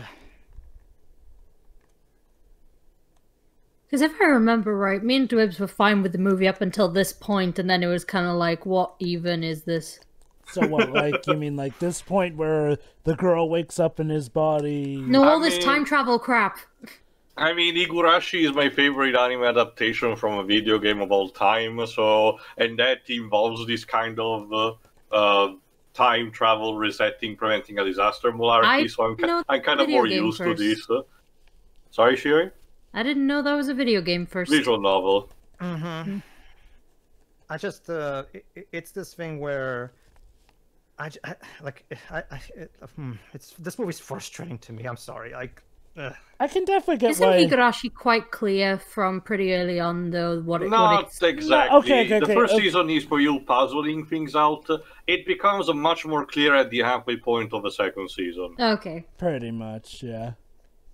It just ignored the OVAs a bit. So let me guess. She went to Tokyo to try and visit him, but since it was 3 years earlier, he probably had no idea who she was when she came about there. To address everybody on the sorry, Jova, I thought you were finished. Go ahead. Shoot, I forgot what I was going to say now. Go on. Okay. Okay, for all of you out there on the internet who love this movie, trust me, I have no problem with that. Trust me, I want to love this movie. I do, but I just can't because I see so many things about it frustrate me because I can see the brilliant movie that could have been if Shinkai had just picked one major concept instead of two. Oh, wait. Oh, now I remember what I was going to say. I don't think it's a case of him not being able to pick between a plot, because if I'm to be honest, now that the plots are connected better, I see how they connect. No. One needs the other to function. Like, if there wasn't the body swap mechanic, this idea of solving this kind of mystery would have to be done in a complete different way altogether. The issue that I think, what I think is the main issue is just like, well, when the time travel was first introduced, the story didn't do that good a job of combining the two. Oh, and let me guess, this is how we started in the movie. Well, have you ever seen Freaky Friday? Because yeah, I don't really care about that one. Well, sure. Like here's why I would have done it. Like it doesn't even matter because it's a supernatural element anyway. If I would have done it, I would have had the body switch happen, and it stops happening when they both get together. Just because it was just call it the freak. Supernatural phenomenon with no explanation. It doesn't really matter what the explanation of the body switching would be. What really would matter is the relationship between these two. That's what, I'm okay with a lack of explanation for the body switching as long as that allows room for the relationship to be as developed and fleshed out as it possibly can. I called it. I think it's the other way around. It's the mechanic that allows these two characters who, by all intents and purposes, while they had their own life, we did not have that many particular things interesting going on for her, having to be thrust into this situation, and having to actually develop under these different circumstances. Honestly, I enjoy. I'll be honest. I enjoy fanfic set after the movie more. The movie. Oh, you've read fanfics for this movie? It's just it's popular. Well, I know that, Dwebs, but I didn't know that it would interest you. Yeah, I get that the two things are connected. That's not what I'm arguing against. It's just that I don't think he connects them. Because he has to connect these two plots together, I don't think he pulls either of them off as brilliantly as he could. Well, even he said so. Yeah, pretty much. Even he said so. Pretty much. My point is well, I feel like on the two ends of the spectrum, they are very interesting plots. I'd say the main thing that screws up is literally the point of bridging them together. Otherwise, what? Wait, what? Okay, I have to admit, now I'm starting to get confused. Okay, so he ran to this point and... Basically, they've found the converging point between each of their timelines. What? Oh. Okay. And that particular they're both still swapped at the moment, right? The spot into the spot of each of them on their own true bodies right now. They're in their own bodies. No. Are they? Aren't they? Oh. No. They're I don't switched. even know anymore. They're switched at this point. You see, that's exactly my point. The movie had just been a bit more focused. Oh, I don't think they can see each other, can they? Oh, I get Well, it. no, it's like they can it's sense the each line other, that they just separates can't, them. They just can't see. Of or hear. course, it's the sunlight line that divides them. This is something that Makoto Shinkai loves. The impossible love where the two ones want to properly... But we No. can't. Oh my god. You know what this reminds me of? That weird tower thing that literally divides the sky from a certain point of view. Oh. And she passes to the dark side. Yeah.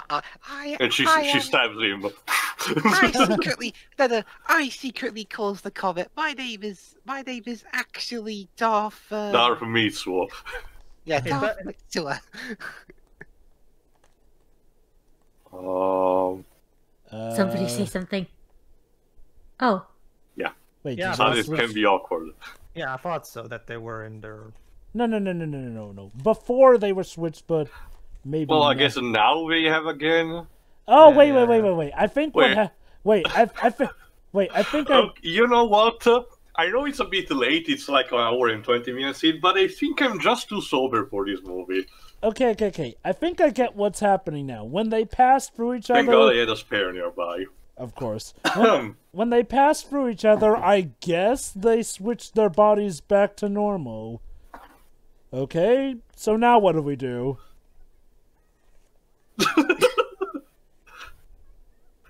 Guys, It's now really priorities. Yeah, but you touched his private area. Time and Yeah, Yeah. you're both as bad as each other with this. This is not the time.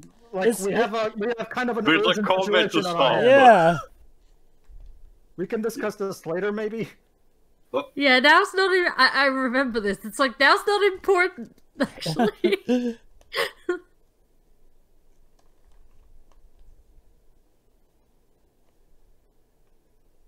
Well, my hair's too short now. Or you could just do that. Yeah, it works. Maybe I giving will her also- back I will the also like- ribbon will Perfect. somehow help. You're ready for Doki Doki Literature Club. I would also like to Well, point something... I was gonna say she's Haruhi Suzumiya in this, but... No, please. You know when that's getting a revival? Yes, and I'm so excited. I like novel revival. Oh no, I love the original Aris. Yeah, it's getting new manga yeah. volumes. Nice. Okay. Oh, and I guess this is the end now. Do you love the sky yet? It's beautiful seeing through this glass bottle, you know. Tio, do you know what Makoto Shinkai's favorite TV provider is? Gone. Oh, Sky. Sky, of course. Why did I even bother? Wait, It's so like, the... okay, I would like to point something out. Okay, So- Theo. Yeah? I would like to point something out. The fact that you're having that reaction you just had earlier, where you said that you're too sober for this. The fact that you're having a reaction to this that is totally not at all what Shinkai wants you to have, that in itself shows that there's a problem. Sure, but you're not gonna stop me from enjoying it just in a different way. I never said that you were. I never said you were not allowed to enjoy it. Come on. Anyway. I know, but there's also a difference by the fact fun you're probably allowed. not happy by the fact that I'm not agreeing with you. No. Why would I? Come on, Ted. Give me a bit more credit. No, but the simple logic, you know. If you disagree with me, I shall smite you. This So- isn't Twitter, come on. I have no problem. Also, they said your name, title drop. You're talking to the moon. If she dies, her soul will go to the moon. What? What? So is this somehow going to solve the whole comet plot? Well, no, you can't remember her name. Now we I can't know it's remember. nothing to do with, and surprisingly, no, it has nothing to do with Hey, her. What? Yeah, this is exactly my problem. Whenever Shinkai tries to make complex plots, it's just beyond his skill level. It's always comes Please to go the back to same truth. writing simple love stories. Those were lovely. This is yeah. Why? Okay, Is he- I get is what's he going afraid on, that- but this is kind of like waking up from a dream. you immediately start with a knitted memory, but it starts fading so rapidly, and you know it's there, but you can't do anything about it. I get the feeling of what is going on. Also, what's your name? That's the title of the movie. Also, I wonder, is he afraid? So is that the end of the movie? I was just gonna say, is he afraid that if he writes a simple love story, people will think he's like just some schmaltzy writer and ignore him? I get the feeling is that he's more ambitious. Like, he's way too ambitious for his own good. Like, he wants to make these bigger, epicer movies. You know, like it's like let me use a different example to compare. Oh wait, hold on. I have to ask something regarding this. So go ahead. Right. So he's remembered her name pretty much all up until this point. So why is he forgetting it now? I don't know. If those are the guesses, because the connection now is being severed properly, because now he has met her properly, but now after they got separated again, now the connection is actually being severed, and now each of them have to resolve the problem on their own part, on their own. Sure, I just wish the movie would do a better job of explaining the rules and how this works. I will agree with Pedro in regards to, the whole him forgetting her. Now that really did not really have any foreshadowing or whatnot. Like, I was following this movie fine until he just forgets her. Like, and she still seems to remember him, so... The problem is that it feels like Shinkai's coming up with the rules as he goes along. This was kind of my problem with Children Who Chase Lost Voices. Dynamite! What? Okay. Jesus Christ! I hope you didn't. With guest director Michael Bay. We did Michael, it. it's not World War II anymore. You don't have to make Japan explode. Come on. We committed arson. Yay! Well, okay, this takes out the power. We destroyed properties for many, many millions of dollars. Well, in this case, yens of damage, property damage. Okay, so let's hope and pray that this doesn't somehow end up causing the disaster. Mm-hmm. Well, I mean, the disaster's going to happen. It's just whether they get out of there. And I suppose with the blackout, that'll call for an evacuation. Allow me to bring up a movie from Shinkai's big idol, Hayao Miyazaki. The reason Hao's Moving Castle having a complex plot that even involves time travel as well, because this movie is very similar to Hao's Moving Castle. Hayao Miyazaki is a far better writer than Makoto Shinkai, though. And he actually manages to properly explain things thanks to having a proper character to get things explained to, specifically Sophie. And because of that, every time shit hits the fan, it becomes more easy to digest and understand. I don't think Shinkai has. He wants to be the new Miyazaki, clearly, but he so doesn't have that level of skill. Yeah, I'd say he has a level of skill, just that he never seems to get the right budget or the right mindset. Or maybe he just wants to just be inspired but still do his own thing. I suppose that too. It would take a miracle. The miracle will never happen, Jova. Oh, crap. That's cute, but we need to evacuate the place.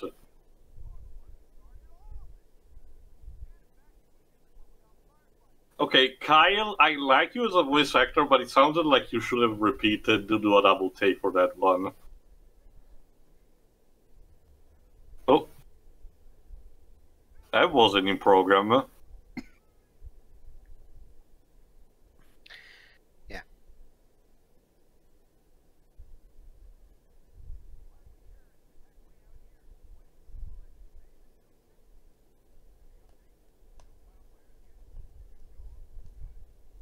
Arr. Also, I love how the mayor has, despite everyone having a smartphone, he still has one of those seashell-like models. he still thinks it's the bloody Matrix. Or, well, still the early 2000s were like the boom of them.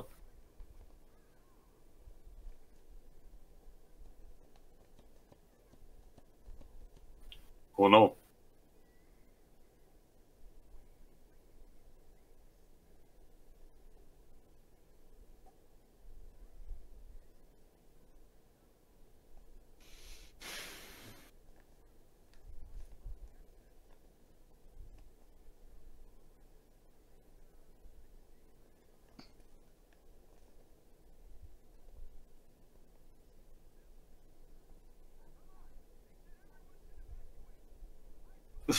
Yeah, no, not happening.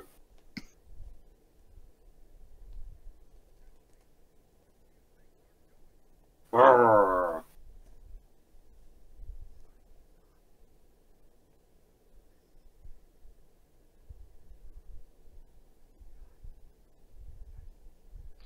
So, Oh, yeah, boy. that was...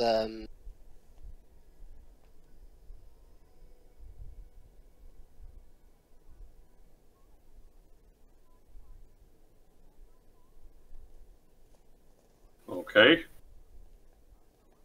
All right, I know how this works. Let's get Ben Affleck and Bruce Willis to solve this.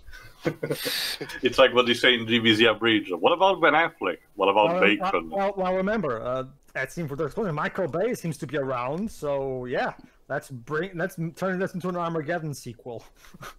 As long as we don't kill half of the cast halfway through.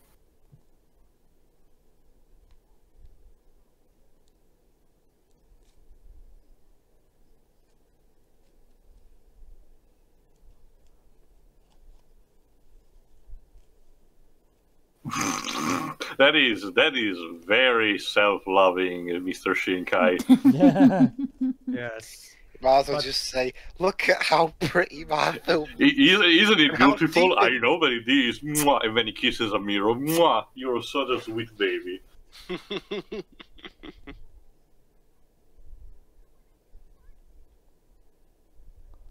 Why? I'll ask about this later. I get the feeling that No, seriously, I don't know if Shinkai is married, but I'm really imagining right now when Shinkai. Oof. Ow. Jesus. yes, he is married. All right, I can only imagine that if maybe whenever him and his wife are in the bed, if he puts a poster of the sky. I get the feeling, if I had to sort of guess, I get the feeling is you'd love to actually go on a date on during those nights on the fields like that. Well, he's currently making another movie, so... Well, obviously. I love you.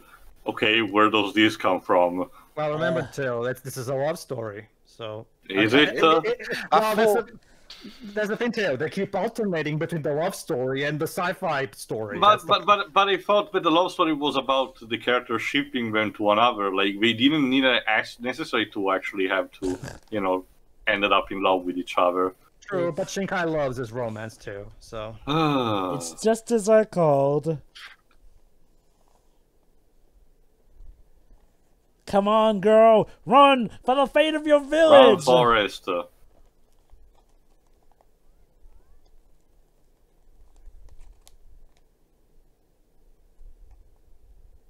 Slap him! Slap him!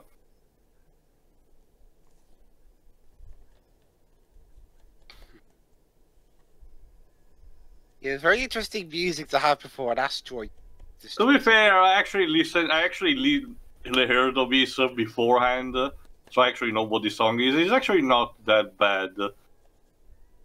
It's not a bad song, it's just, it's a very weird one to put before a bloody asteroid strike kills everyone. I can sort of get it. That'd be like if... where they have the prayer while Kale is being assaulted. Yeah. Or it's like, what if like, that joke the starter critic made of what would happen if you put that happy song at the beginning of Little Nemo during the train sequence? Imagine if that was a real thing. What kind of dream? You dream, Little Nemo. Shit! That's a movie that I have to pick at some point because that's flat out obliterated. Boom, ba-boom, ka-boom, boom, yeah, great. So it was for nothing. They couldn't actually prevent it. Wait. They destroyed half of it. Let me guess. It turns out that the town did evacuate because the girl got to her father in time. Very good, Jova. You must be psychic. Man, I've been on the ball with this movie so far. You haven't even seen it before. You've consumed way too much anime, most likely, at this point. Actually, that's outrageous. I'm supposed to be the weeb here. Actually, I'll admit, I kind of got that from watching Avatar: The Last Airbender. Why not? That's the best anime ever made. It's not an anime. What are you talking about? No, It's not an anime, it's an anime. 90-minute scene, and the character voices the father of Pedro and a lot of other people. What am I doing? Okay, so we've time skipped a few years. That's what we're calling this commentary. What are we doing? Also, stop with the train, Makoto. And here we have yet another Makoto Shinkai cliche. There's a time skip at the end, and then they meet again when they're adults. Let me guess. It turns out she's now living in Tokyo because she's been looking to find him again. It doesn't matter what the concept is. There's always those recognizable Shinkai cliches. So did God decide, I think these two should really be together, but one girl dies. I know, I will link them together via a body-swapping, time-traveling venture that will then allow them to save the girl, and then they can get together. And then St. Peter's like, sir, that sounds incredibly unnecessarily complicated. Write it down! Who's the boss round here? You, sir. You have a Very new good. message. Now, shut up and let me have my... He uses an iPhone. Terrible. Yeah, it's better than an Android. Oh, you just didn't have to say that, Ribs. I did just say that. I'm gonna fight you in the street for that. I mean, seriously, Androids are better than iOS, bar none. But guys, Windows Phone. Well, actually, Androids are not Windows phones, actually. Right? No. Shiro is providing the third alternative and failing miserably. Not to mention Shiroi. Nah, I agree with Tio on that. Not to mention Shiroi. Androids allow emulators. Since the comedy disaster, the Apple Store doesn't. So 5 years after. I ain't gonna play games on my phone anyway, so I don't care. But you're gonna play them on your Shield, which is an Android device, and that's because they allow it that you're gonna be able to. True. So, by that proxy, yeah, Android is superior to iOS and Windows phones. Windows phones never had a foot in the door. Oh.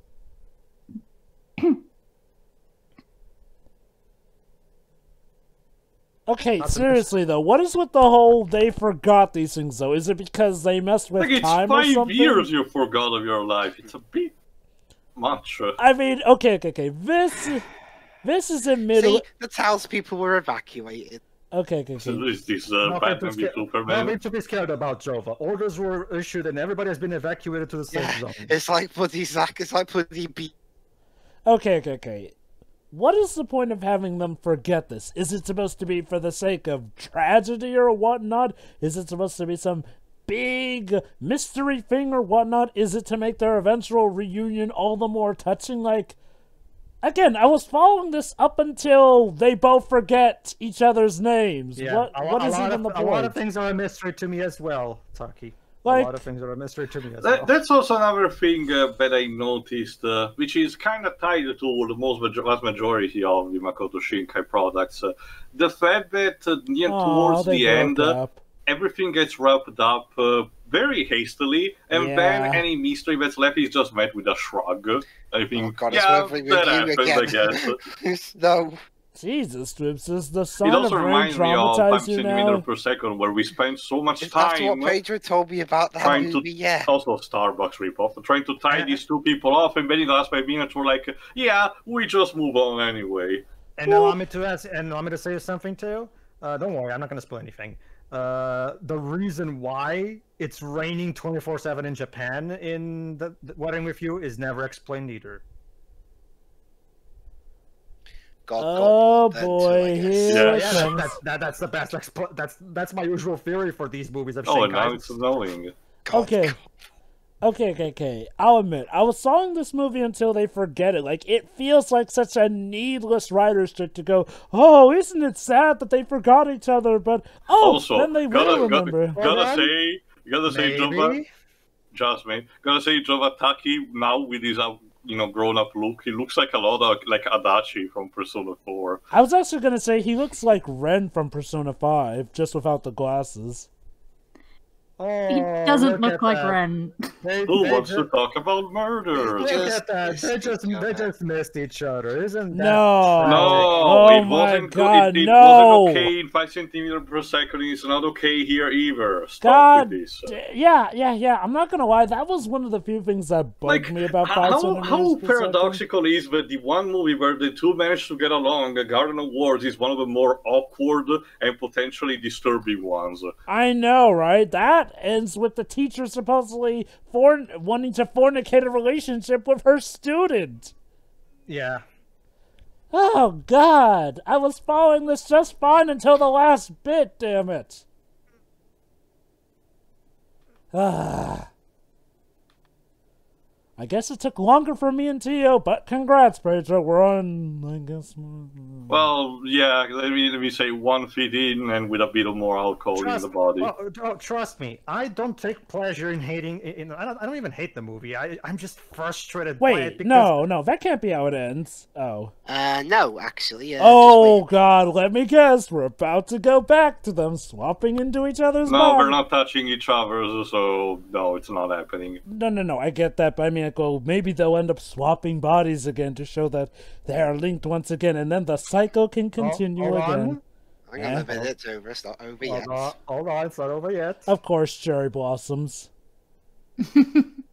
Truly, the big landmark in San Francisco. Okay, yeah, he doesn't look like Ren now that I've gotten a better look at him. It's not even a matter. Trust me, I want to love this movie so bad, but I just can't. Oh, what a coincidence. And it's because of a train they can stay together. For a second there, I thought she got hit by a train. It's because of the train. It's okay. Will they find each other? Okay, after all this crap, you better let them at the very least end Not just that. This is supposed to be the future. You have social media. Find each other on Facebook, for fuck's sake. Like a normal couple. But don't you see, Tio? They don't remember each other. This is more exciting. This is more exciting, Tio, according to you. Don't you see? It takes place in current time. Like being 20 years before. You solve a lot of problems with this. But Tio, don't you see? They conveniently don't remember each other's names, so that would make it a lot tougher to look them up on Facebook. Okay, I'll give that, I guess. And also because you can't put dramatic music like this too. Wait, I thought you were looking for each other. What? Did you all of a sudden just not recognize each other? What is even going on in this movie? Is this the thing? Like, they keep losing memory of each other constantly? Oh my God, it's getting too convoluted. Or is it the parallel universe thingy-majig? I don't... Please, no. Oh no, they can see remember, this is already like a split continuity from Garden of Wars, supposedly, so the Shinkai verse is being constructed very complexly. Finally! Your name? Oh, they said it! We can go home now! Let's head down the sky! We can actually go home now! Celebration! I guess that's one Shinkai trope perverted, I guess. They actually see each other at the end. God. Okay. Yeah, this movie is just like vodka. It likes ingesting liquid metal. Because of course we did. Man, okay. Although to be fair, this is not even an elaborate sky. This is more modest. Hold on, is there going to be an after-credits scene? No. Yes, this is connected to Journey to Agartha for some reason. Okay, I'm not gonna lie. I was enjoying the film up until the point where it tries to go all complication route on us there with the whole, they forget it, or maybe they'll forget each other, and then it's all confusing. Honestly, it's like at the 2/3 mark. The development team just had no idea how to actually properly conclude the story. Maybe they had like an actual checklist, but then we're like, okay, let's try to put the angle of the artistic value, and the plot will just be resolved with these that we have in mind, and we'll just add more fluff onto it. But the problem is that by doing so, they just overcomplicate things. Like, okay, Pedro. Because again, I was still following the movie even with the whole let's try to prevent the disaster. It's just that when you add the stuff like with the memory loss, adventuring each other, the time displacement. Like, again, it's too many cooks in the kitchen for this. I think the problem is that it falls into Shinkai's plot trap of he wants the couples to really, really have to work hard for the romance, except it gets to the point where it just feels like pointless suffering before they can finally be happy. Like, Jesus. Well, that's another thing that Japan loves, like to, exacerbate also the drama. Everyone is guilty of this. I get the melodrama, yeah. Like, okay, I get the whole earn your happy anything, but Jesus Christ. Oh, boy. It is such a shame because the film seemed like it had it and then it lost it. So, final thoughts, I suppose? Can I get this? Sure. Lips. I first saw this movie on Blue. I saw it with Shiroi, second time, and then I know I've seen it with you guys. Okay. Well, and what I gotta say is, like, this movie is kind of like Solo, in that every time I watch it, my opinions do not alter in the slightest. So at the very least, it has that going for. There are some very good scenes, and the entire premise of the movie is actually rather solid. In fact, both premises are really solid. Mm-hmm. And the problem is they try and mesh them together. And that's kind of the problem. That's been Shinkai's problem forever, except 5 centimeters, where he tries to have both a down-to-earth story and a grandiose one at the same time, and he doesn't really have the tact to pull it off. I mean, the acting's fine. I mean, with the VAs we have nowadays, you kind of expect that. And yeah, and the visual, obviously, I think the visuals are going to be the best thing about it. I just wish he had like a team of writers helping him out or something. Doesn't he have a team? Because I mean, no, he writes alone. Like, he's the only writer and director. He's basically the one visionary doing all of it, Joe. Because because I mean, I know what people are gonna say. People are gonna say, "Oh, you just want to restrict the artist's vision or something." No, no. I mean, hell, sometimes having help can, well, help. Yeah. Allow me to back you up, Debs. Filmmaking is a team effort. It's not just a one-man effort. A lot of times it's very good for an artist to have someone to bounce ideas off of. True. Someone that can actually, so that way every time the artist has a bad idea, the other person can go, that's kind of dumb. Maybe let's try not doing that. It's kind of like with Romeo and Juliet. Yeah, it seems to be a consistent thing also. That's the problem. Whenever, like, if Makoto had a co-writer, maybe when he decided to do the whole memory loss thing, the time displacement thing, maybe that person could have. Do we really need to overcomplicate this really further? Like, again, that's the problem. He lost the ability to restrain himself, and nobody's stopping him, and that's why this keeps happening. Nobody's stopping this madman. Someone please restrain this guy for a change. And the fact that this was well received and was, technically speaking, a commercial success means that basically just got mass enabling. He's not going to be restrained anytime soon. Yeah, but sorry, go ahead and continue. I mean, he's got no reason to change. Although, to be fair, even Shinkai himself was critical of this movie, so I guess, to be fair, he does himself recognize the issues. How come, from what I understand, he not only repeated the same mistakes in the next movie, and did it even worse? That's a topic for another day. Let's focus on the final thoughts. Come on. But overall, this movie's got a lot of good ideas, but at the end of the day, it just doesn't mesh well together. It's just kind of like it's like two movies fighting each other for space, and it just doesn't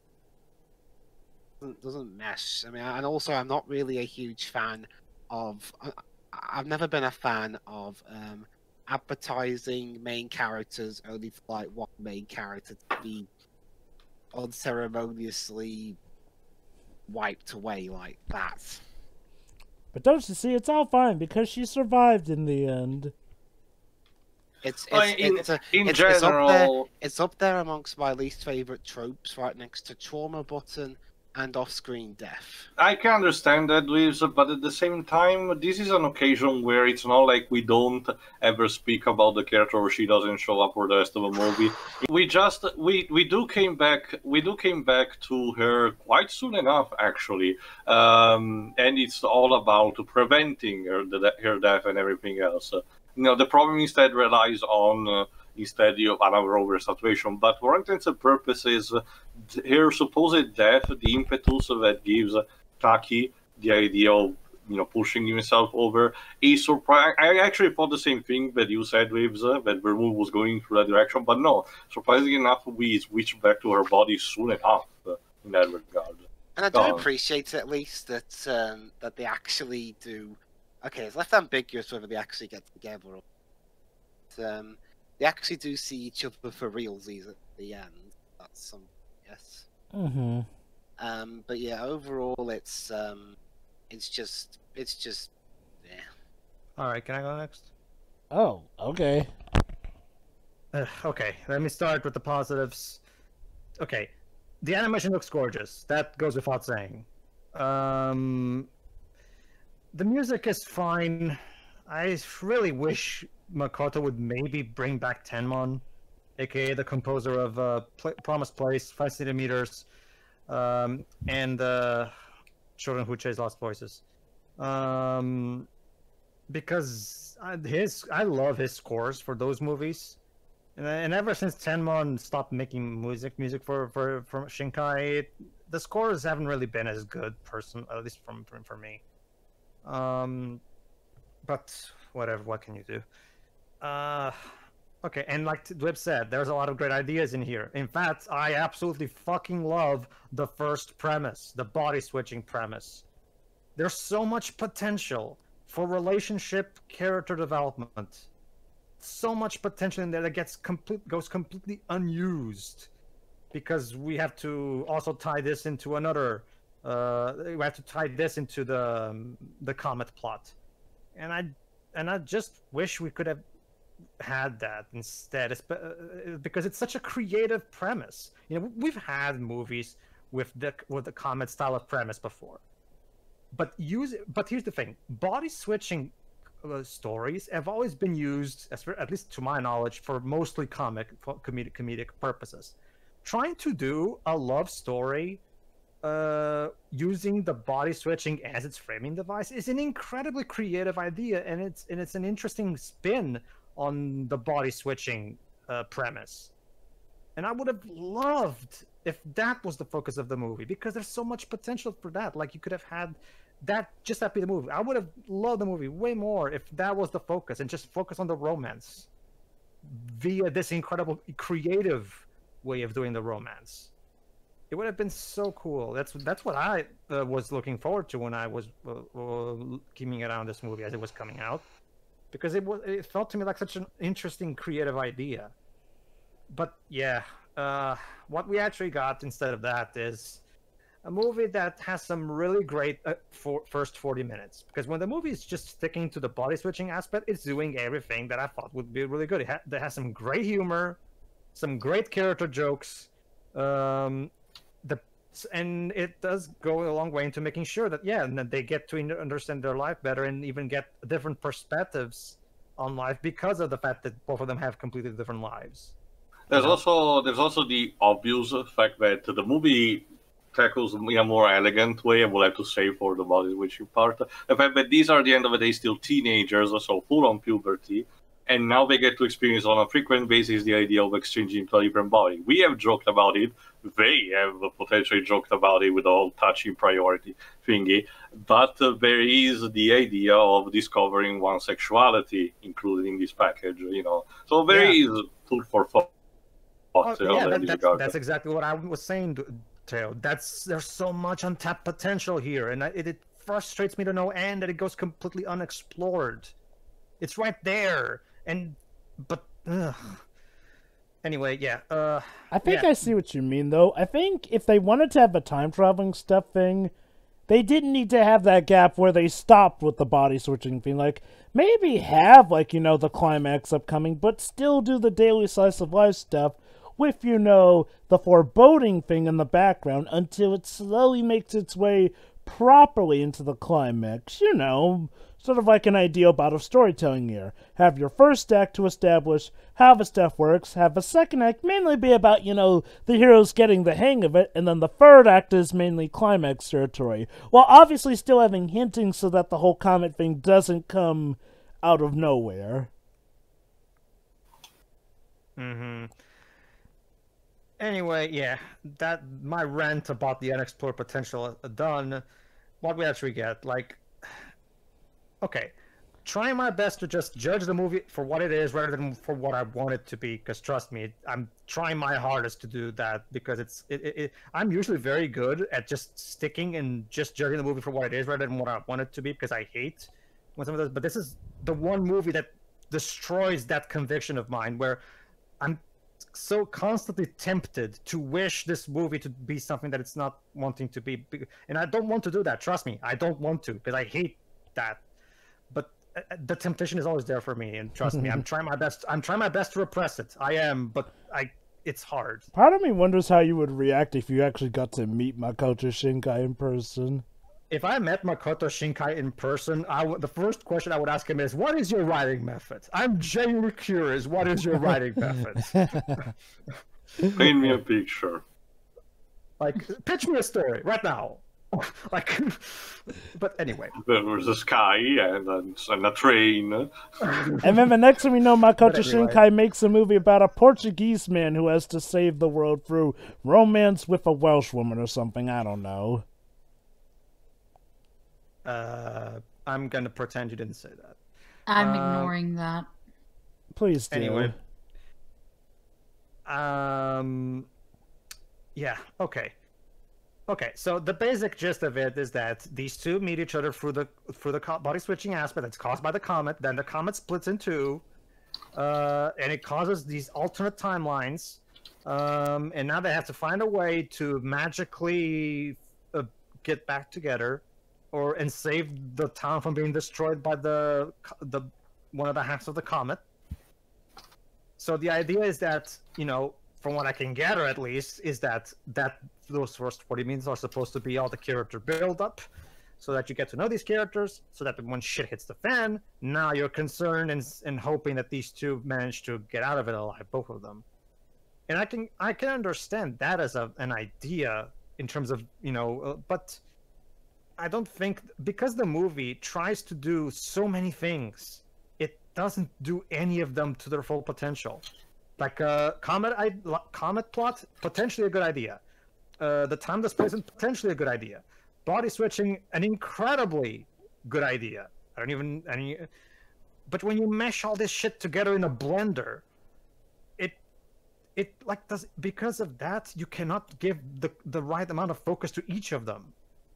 Maybe if this movie was 2 hours or even 2 hours and a half, maybe he could have pulled this off to give the proper time to each of these different plots. Maybe then that it could work. That's why I keep wishing that this movie was longer. Because if this movie was longer, it would have probably allowed for more downtime in the slice of life part. It would have allowed for them to actually properly sit down and explain how the rules of the time travel work. Because like I've said, it feels like he's just making up the rules as he goes along. You know, like, and like I said, even he himself agrees that this movie feels incomplete. So there you go. I have the director himself backing up my statement. So, it's so frustrating. It's so frustrating because I can see the brilliant movie in here struggling to come out. It's right there. You get all the necessary pieces to make a brilliant film are all here. But the Lego pieces are all in the wrong places. Like, it's so frustrating to me because I genuinely am frustrated.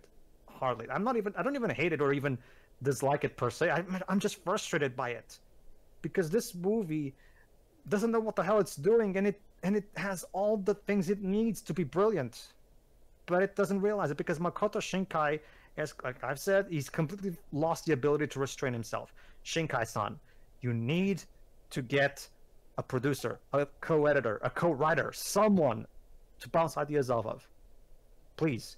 I get that you love just writing by yourself with no restrictions, but please consider a team, a collaboration for a change. Consider having someone to help you. Please. I want to like another one of your movies again.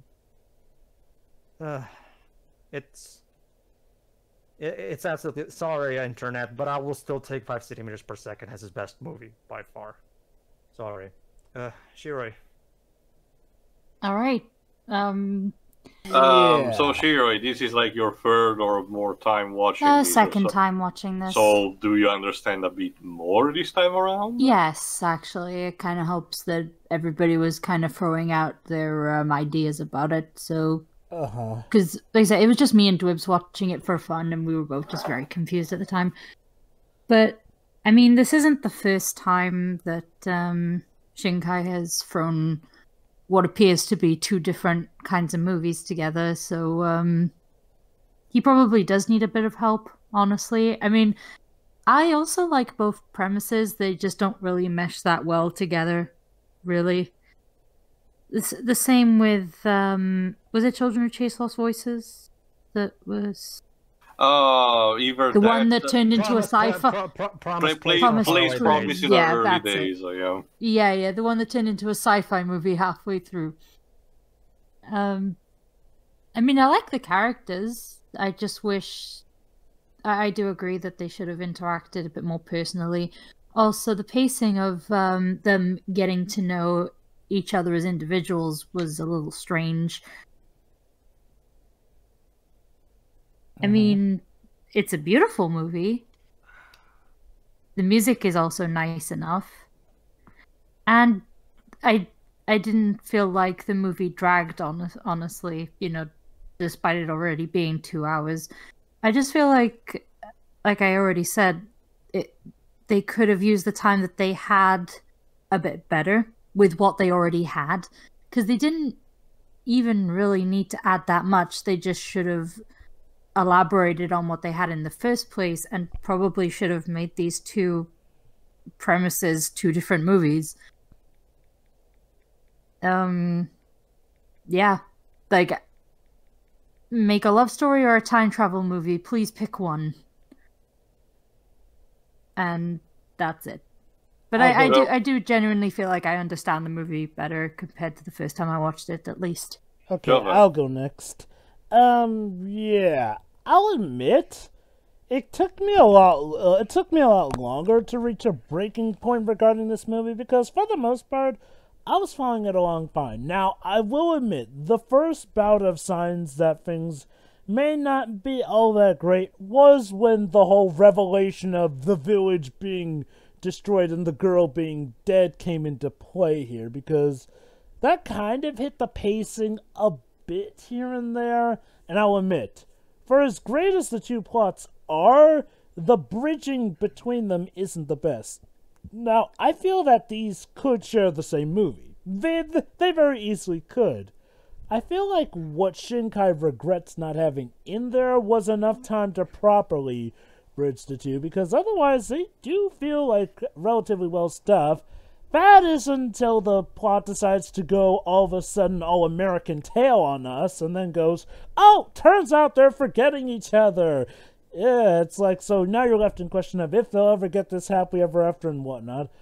I'll admit, I got their relationship as friends here and there, like, you know, them getting to know each other very well. That said, I'm not exactly sold on the idea of them being in romance, love with each other here and there. Like, now that I agree, we could have maybe have gotten more build-up on as to why they love each other. Like, I get them being friends and, you know, the boy hugging the girl's body, you know, after that point. You know, I get them being close enough for that. I don't get the whole romance stuff.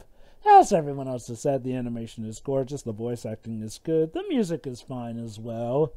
I don't mind the premises, and like I said, for the most part I was able to follow the movie along fine. It's just that, of course, in the end, the thing kind of just crashes together. It's like a car, a plane, and a train all on a collision course of each other. So at the end, you're kind of left with a mess here and there, and nobody wins.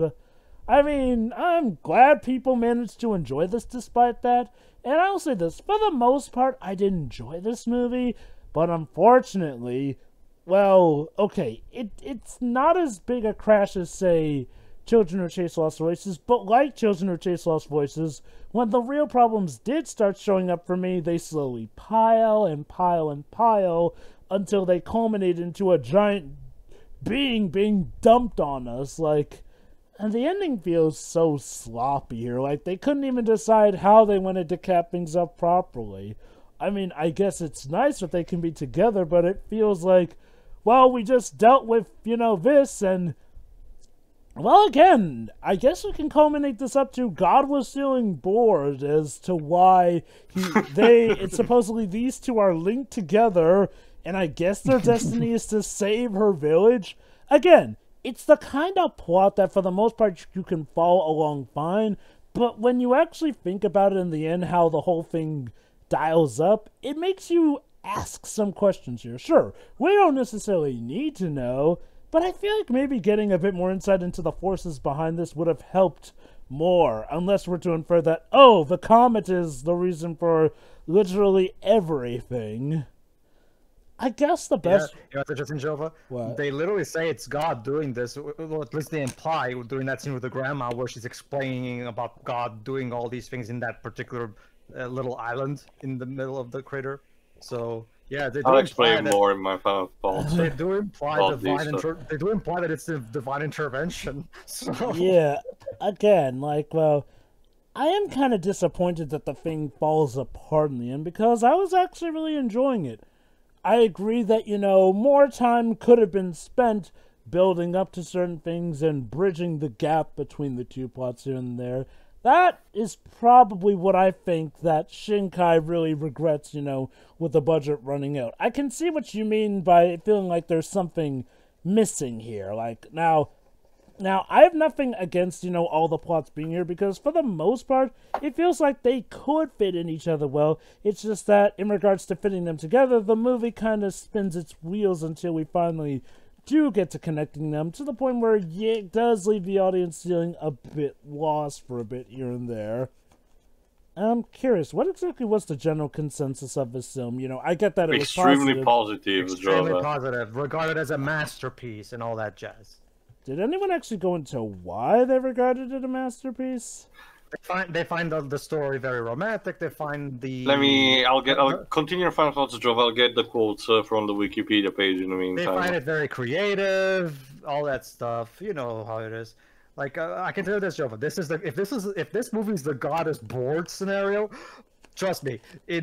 What are with you is God is a dick scenario. Oh. God. All right, here we go. The blah blah blah. The site critics Rotten Tomatoes consensus reads as beautiful animated as it is emotionally satisfying.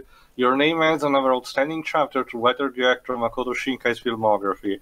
Metacritic has a 79 out of 10 based on 26. Critics indicating generally favorable.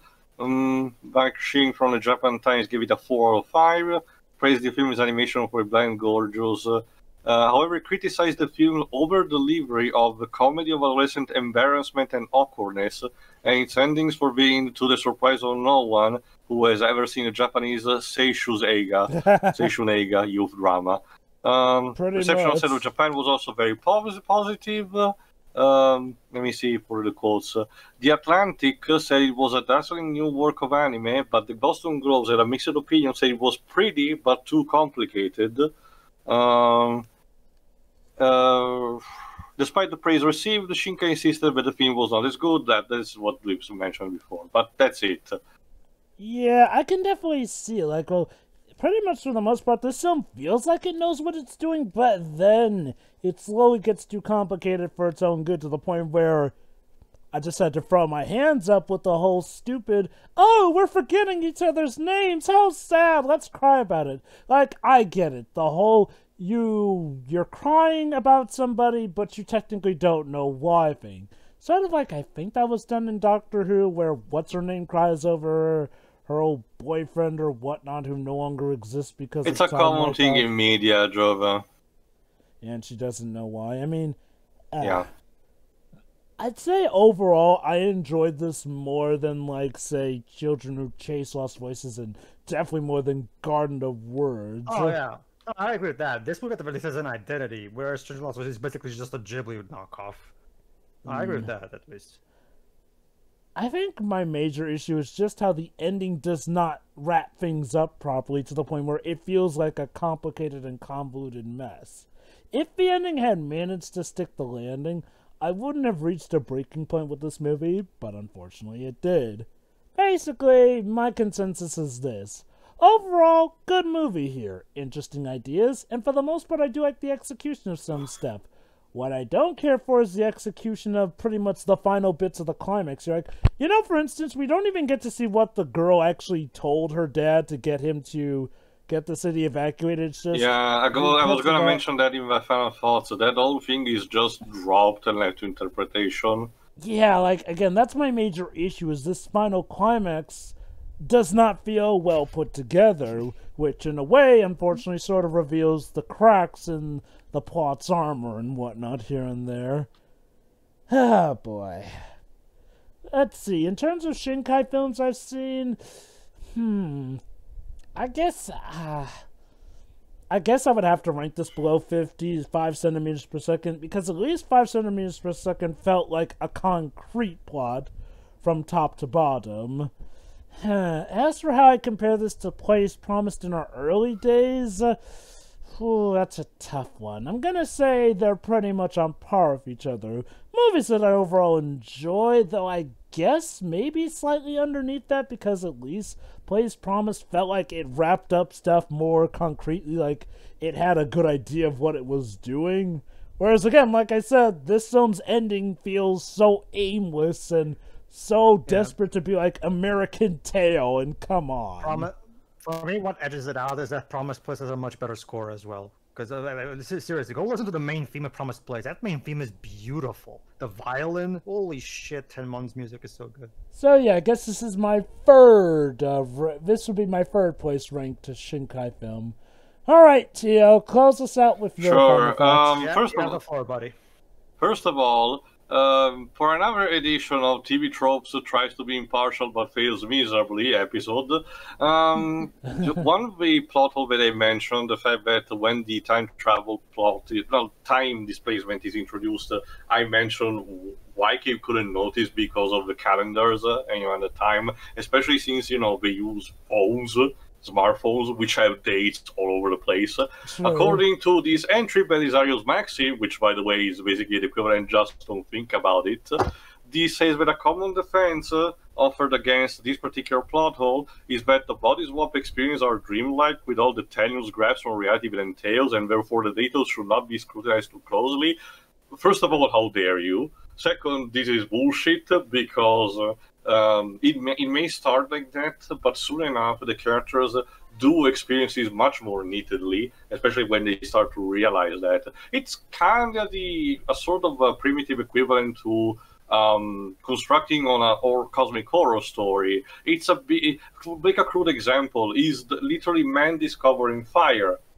Sure, it is this outlandish and it's a big scary thing at first, but the more time you spend to it, the more you get accustomed to it until you manage to, take control of all things, And this is kind of what happens here with this kind of power of swapping.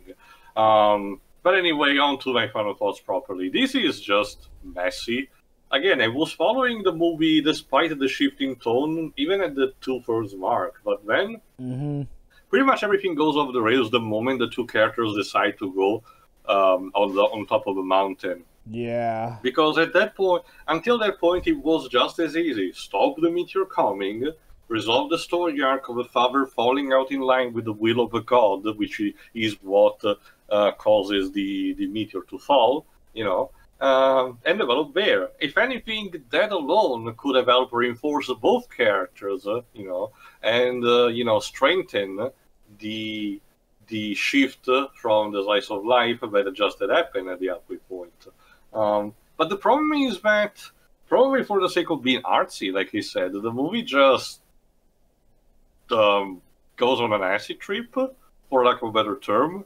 It's still sort of comprehensible, but it's really hard to follow. And again, I had to ingest alcohol to keep going at some point for this one. Oh, you actually did? Don't get, yeah, Soshiro. Like I said, I had a spare nearby, so might as well pop that in. Just in case. But keep in mind, but you have to understand this, because, you know, the precedent of this is that, I keep drinking alcohol because it's a bad product. No, this is just because I literally needed something to clear my mind, for lack of a better term. It sort of helped a bit, but, you know, it's still very confusing. A lot of these plot elements and threads are just abandoned. Again, like the Faber. I get what they wanted to do a bit of a minimalistic idea and having you piecing that together. But it does feel as if we should have seen at least part of it, you know, with especially the confrontation at the end. There's a bit of a lack of catharsis. We just see, oh god, I forget her name. I forgot her name. You mean, there you go. Zito, you're exactly... Mitsuha. We see Mitsuha storming into the place, so the Faber being almost in shock.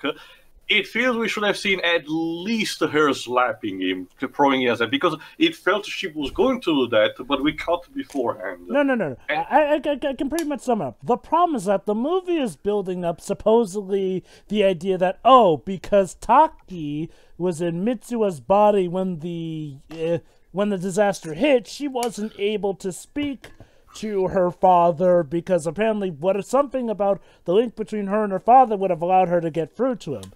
But we never see the payoff as to what supposedly she would have said to her father to get him to. It's just... Not only that, afterwards the subplot of the father is dropped again, completely, so we don't see if he's actually regret what he has done, if he actually reconciled with the grandma, which was his mother, you know. Hell, what about his wife's death? Like, for all... Literally, the last scene we see... That's also another thing. Okay, to be fair, in this case, we actually do get to see the mother dying, at the very least, but this is yet another occasion where there's this generational sort of a gap, where the generation in the middle is not important. Japan is such in this morbid love with this trope, and I don't understand why. Like, not in a sense that, you know, every person should be important, but in a sense that, like, I get it, you want to have this connection between the young generation and the older one, but the one in the middle should not suffer as a result of it, you know. But again, it's a topic for another time, because it's only part, potentially, of the problems. But again, the ending feels rushed as a result, you know, and the whole thing about them finding each other, Taki and Mitsuha, feels as if just because Shinkai remembered that he did 5 centimeters per second and was like, oh yeah, I made that movie, let's try to replicate that, only this time we'll throw a bone to the fans, because I guess with the movie had already been bleak at this point, having such a bad ending at the end would have been tasteless. I don't know. I guess the bigger accomplishment of this movie is to establish that there's an alternate canon for those who didn't like Garden Awards. There's our accomplishment, I suppose. The animation is still beautiful.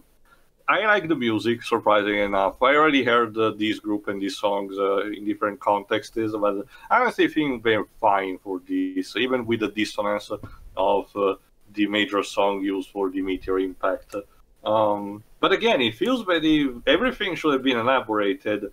I agree a bit on the slice of life bit at the beginning with the body swap. Again, there is potential, you know, especially with the age of the characters, and again, discovering their place in the world, their sexuality, their group of friends, what they want to do with their life, blah, blah, blah, classic Japanese coming of age story. But also with the mystery angle. This mystery angle is kind of Grant Morrison. It feels something Grant Morrison will write. This idea of a time-displaced mystery that only one person can solve because the world forgot everything else. It's amazing as a concept. I couldn't come up with that. And yet, just as the movie becomes slightly interesting with this, they drop it completely for the sake of having this memory wipe thingy that the protagonists have, which leads to a lot of weird Narm scenes, like Taki shouting Mitsuha's name repeatedly on the cliff, and then the obligatory "Bear to fall in love" beat. It's just another tiring thing. But yeah, this is just a mess. I honestly don't know what my favorite Makoto Shinkai movie might be at this point, because everyone at this point seems to have something that I really like, but I also don't at the same time.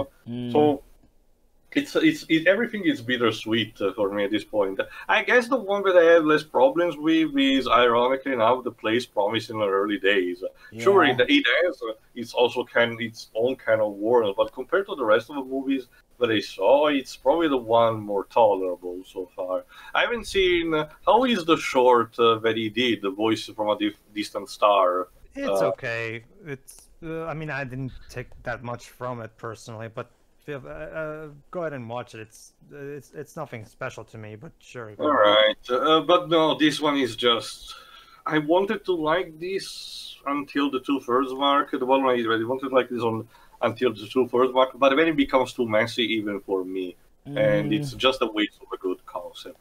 So that's it, I guess. So see you for weathering your garden with God's tears. Oh, you know, that would have been a great name for that would be a fantastic commentary to have Shiroi and Dwibs in, because it's raining 24/7. There you go. Yeah. Brilliant. So at least I'll feel at home. So I guess to us it's kind of hard to sympathise with over there, because it's like that here all the time. Anyway, but I've noticed a trend whenever we do Makoto Shinkai films, we always end up feeling a huge mix of emotions for each of those movies for varying I will reasons. give Shinkai this. I will give Shinkai this. There's not a dull moment with this guy. True, yeah. Because he's talented, but he can't restrain himself, and that's his problem. He needs to learn to restrain himself. I will give him this. Even in his failures, he does give us entertaining failures, and not even necessarily bad films all around. Okay, the only film of his that I would say is purely bad is Garden of Words. Garden of Words. Yeah, I can agree with that. Yeah. All right. Anyway, see you for whatever we do Shinkai next. Weathering, Praise, or Promise, or whatever it's called. Weathering. See ya.